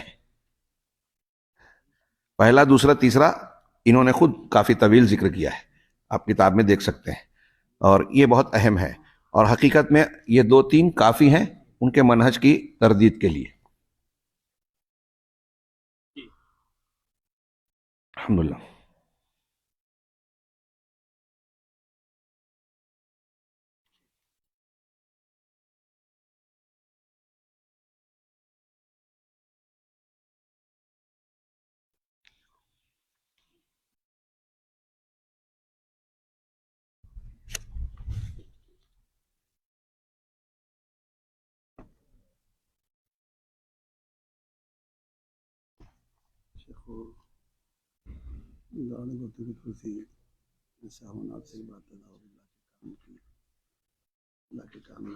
ہے لکھا ہے، عذر لکھا ہے.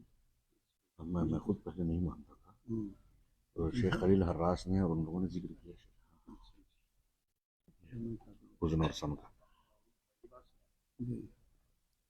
ہے. شیخ پہلے میں بھی نہیں، میں اسے کئی لوگوں کو منع کیا پہلے، ابھی جلدی گزرا اور میں نے اس کو پھر تصفح کر کے دیکھا تو وہ اصل میں اذن کا لفظ سلف کی بعض اس میں ہے عبارت میں، عقیدے میں، اور جس سے استدلال کیا ہے. جی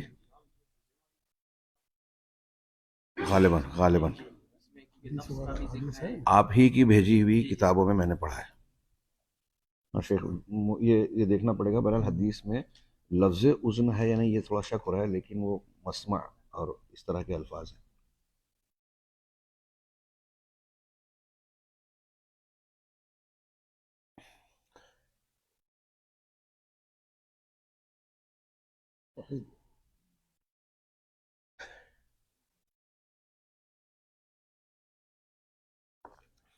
شروع کریں.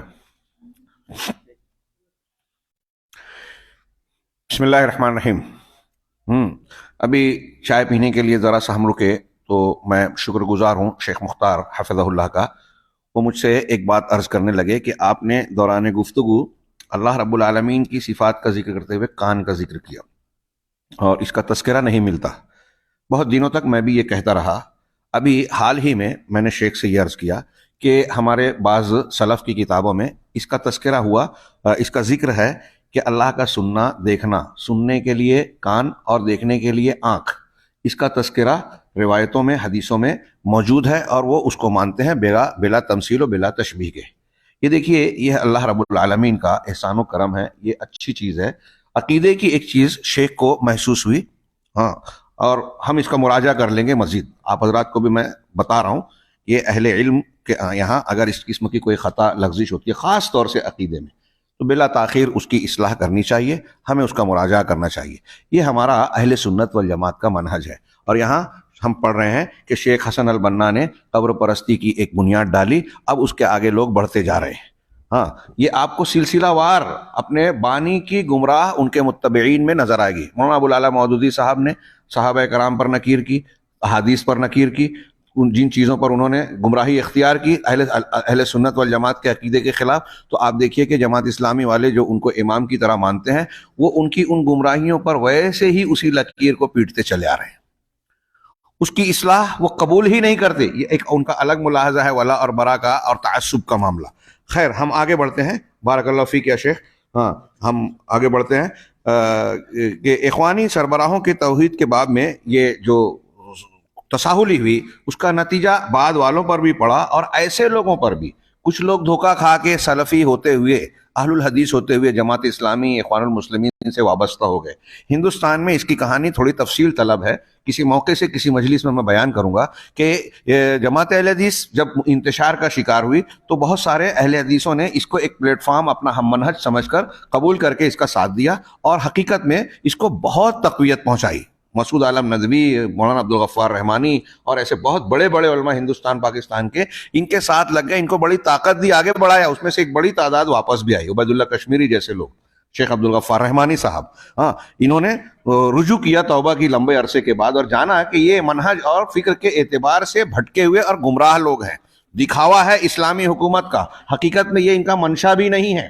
ابھی آپ آگے ملاحظات میں پڑھیں گے کہ ایک طرف تو ہم خوارج پر نقد کرتے ہیں جو ان الحکم الا للہ کہتے ہیں، ہاں دیکھیے وہ آگے کی بات ہم وہاں تفصیل میں جا سکے نہ کہ خوارج پر ہم نقد کرتے ہیں، ان الحکم الا للہ کہہ کے سلف کے منہج کے برخلاف وہ چلتے ہیں تو ہم اس پر تنقید کرتے ہیں کہ وہ بھٹکے ہوئے ہیں۔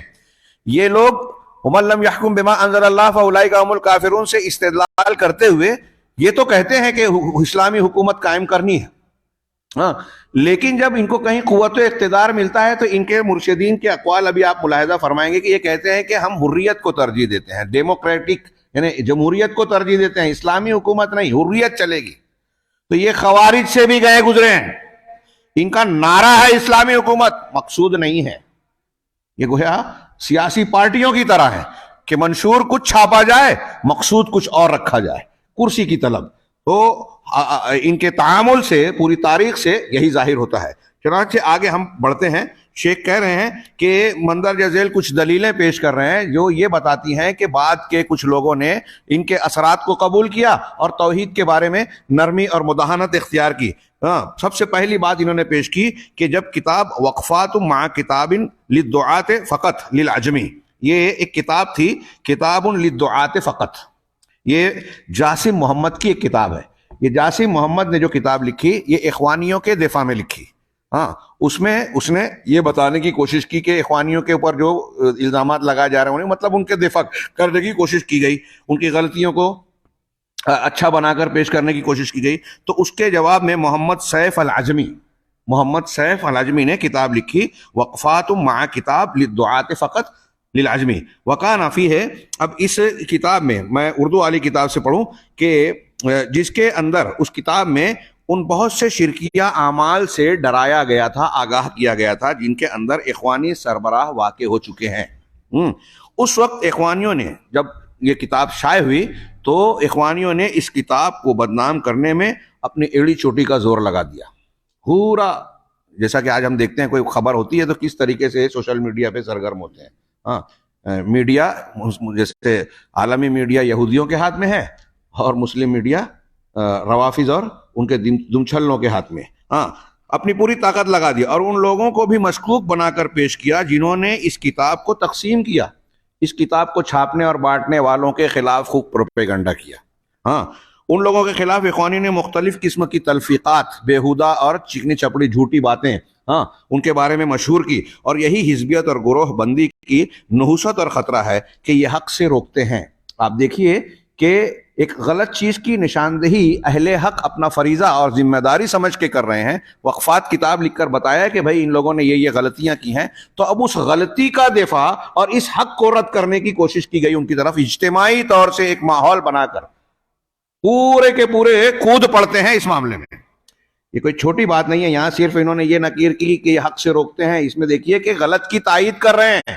ہم مکلف ہیں، ابھی کل پڑھا امر بالمعروف اور نہی عن المنکر کا، یہ نہیں امر بالمنکر اور نہی عن المعروف کر رہے ہیں کہ آپ صحیح کام کر رہے ہیں تو آپ کو بدنام کر رہے ہیں، اور جو غلط کر رہے ہیں ان کی تائید کر رہے ہیں۔ یہ شیطانی کام ہے۔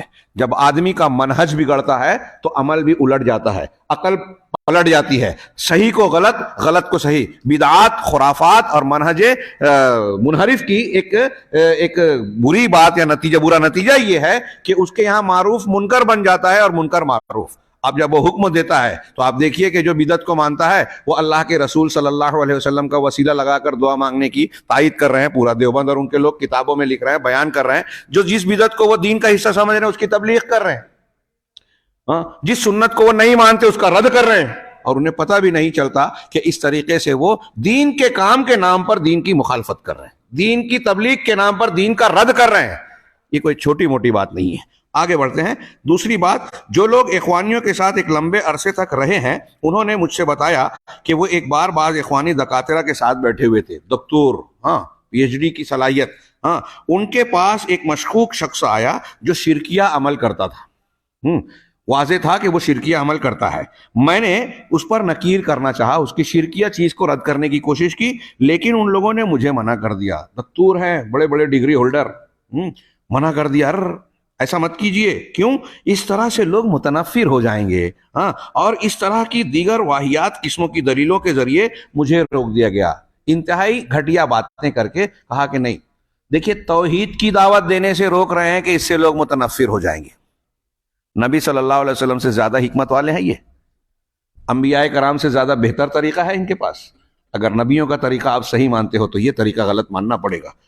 آئیے سنتے ہیں دور حاضر کے امام اہل سنت شیخ عبدالعزیز بن باز رحمہ اللہ کے کلام کو کہ آپ اخوان المسلمین پر کس طرح ملاحظہ فرما رہے ہیں۔ چنانچہ فرماتے ہیں، ملاحظہ کیجئے، اخوانی تحریک پر خاص اہل علم تنقید کر رہے ہیں کیونکہ ان کے یہاں توحید باری تعالیٰ کی طرف دعوت میں اور شرک و بدعات پر نکیر کے باب میں کوئی نشاط نہیں پایا جاتا۔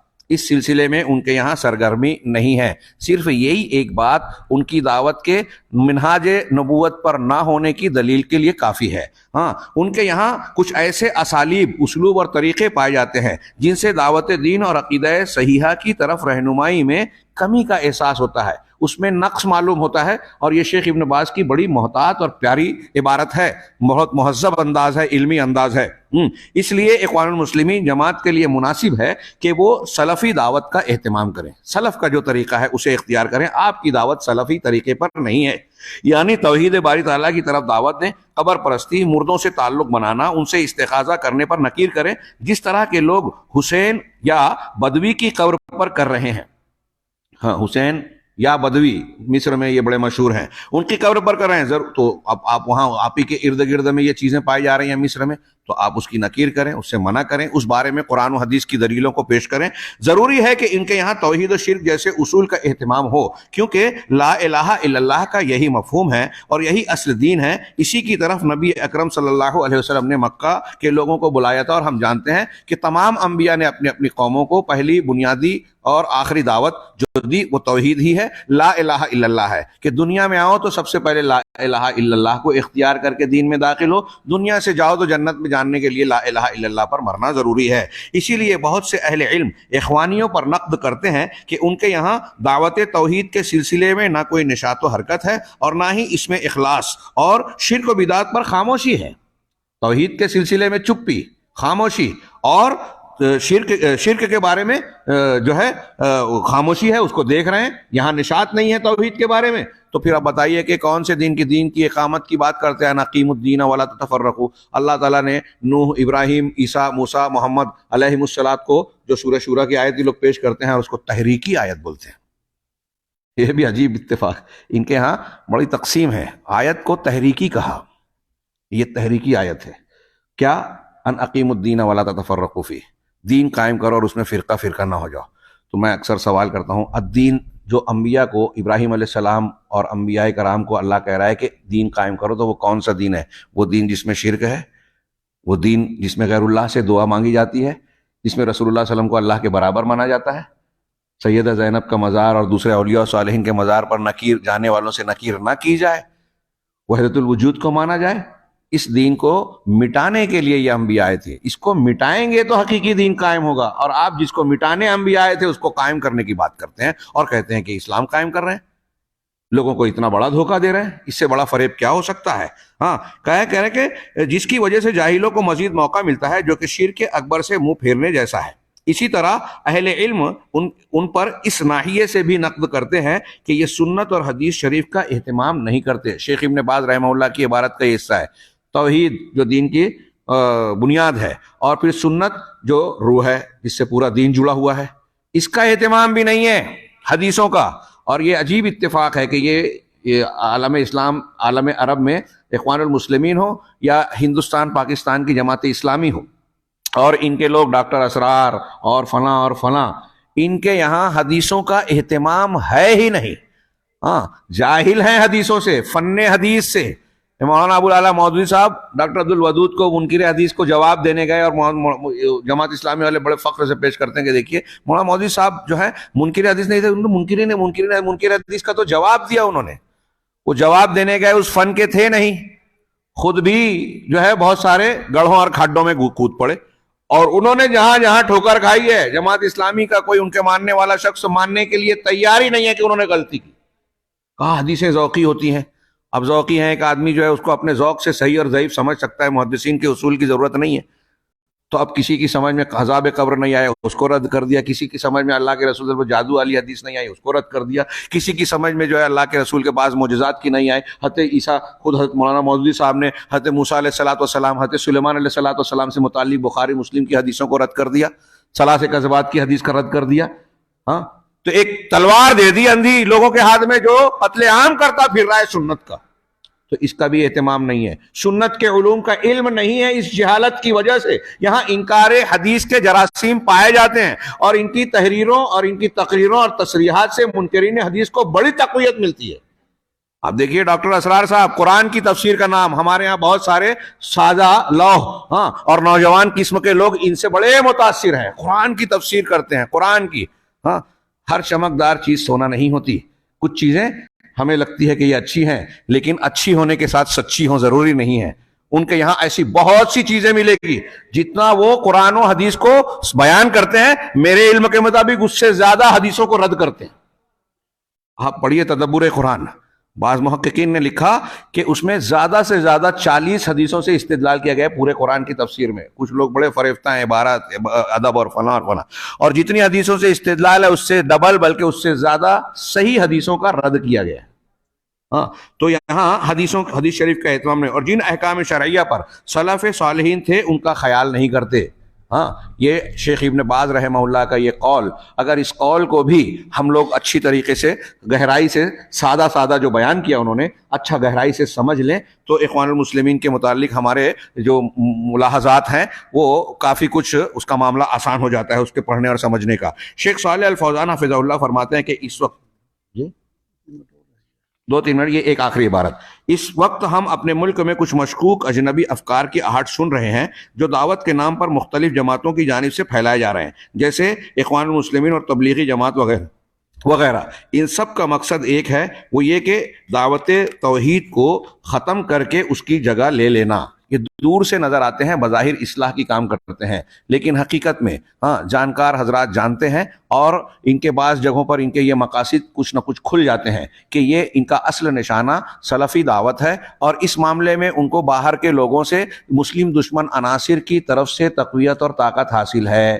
ان کے خفیہ مراسم آج مبرہن ہو چکے ہیں، ان کو ان کی طرف سے جو ہے جو تعاون اور مدد ملتا ہے خاص طور سے سلفی دعوت کا مقابلہ کرنے کے لیے، وہ اہل نظر سے آج مخفی نہیں رہا۔ احباب گرامی قدر، میں کہتا ہوں کہ کوئی بھی جماعت ہو، اس سے خیر کی امید کیسے ہو سکتی ہے جس کے اندر توحید باری کے تعالیٰ کے سلسلے میں کے باب میں خلل پایا جاتا ہو، اور شرک و بدعات کے باب میں کوتاہی اور تساہل ہو، مشرکین اور بدعتیوں سے بھائی چارہ ہو، انبیاء اور رسول کے منہج سے انحراف پایا جاتا ہو، وہ منہج توحید کے بارے میں توحید باری کی دعوت اور ترک شرک پر قائم ہو۔ اس کے بعد شیخ نے ادلہ بیان کی ہیں جو ہم پڑھتے رہتے ہیں، لیکن آپ اس کی یہ جو بات بیان کی گئی، سوچئے کہ ایک جماعت جو ہے وہ شرک کو کی تائید کرتی ہے، اس کو آگے بڑھاتی ہے، اس کو قوت دیتی ہے، اس کی نکیر کرنے پر نکیر کرتی ہے، توحید کو بیان نہیں کرتی بلکہ جانتے نہیں ہیں، خود شرک میں ملوث ہیں، بدعت و خرافات کی تائید کر رہے ہیں، حدیثوں کو جانتے نہیں ہیں، تو بتائیے کون سا اسلام پھیلا رہے ہیں، کس کی تربیت کر رہے ہیں، کس اسلام کو کی اقامت کرنے والے ہیں؟ یہ ایک ملاحظہ میں ایسا مانتا ہوں، میرا عقیدہ یہ ہے کہ اگر اس ایک ملاحظے پر ہمارے نوجوان غور کر لیں تو وہ اخوان المسلمین کی دعوے کرنے والی چمکدار دعوت سے اور دھوکے سے وہ جو ہے متاثر ہو کر فریب نہیں کھائیں گے۔ انشاءاللہ ہماری بات نماز کے بعد جاری رہے گی۔ اللہ ہمیں خیر کی توفیق دے، علم سے نوازے، عمل کی توفیق دے اور اخلاص عطا فرمائے۔ وآخر دعوانا الحمدللہ رب العالمین۔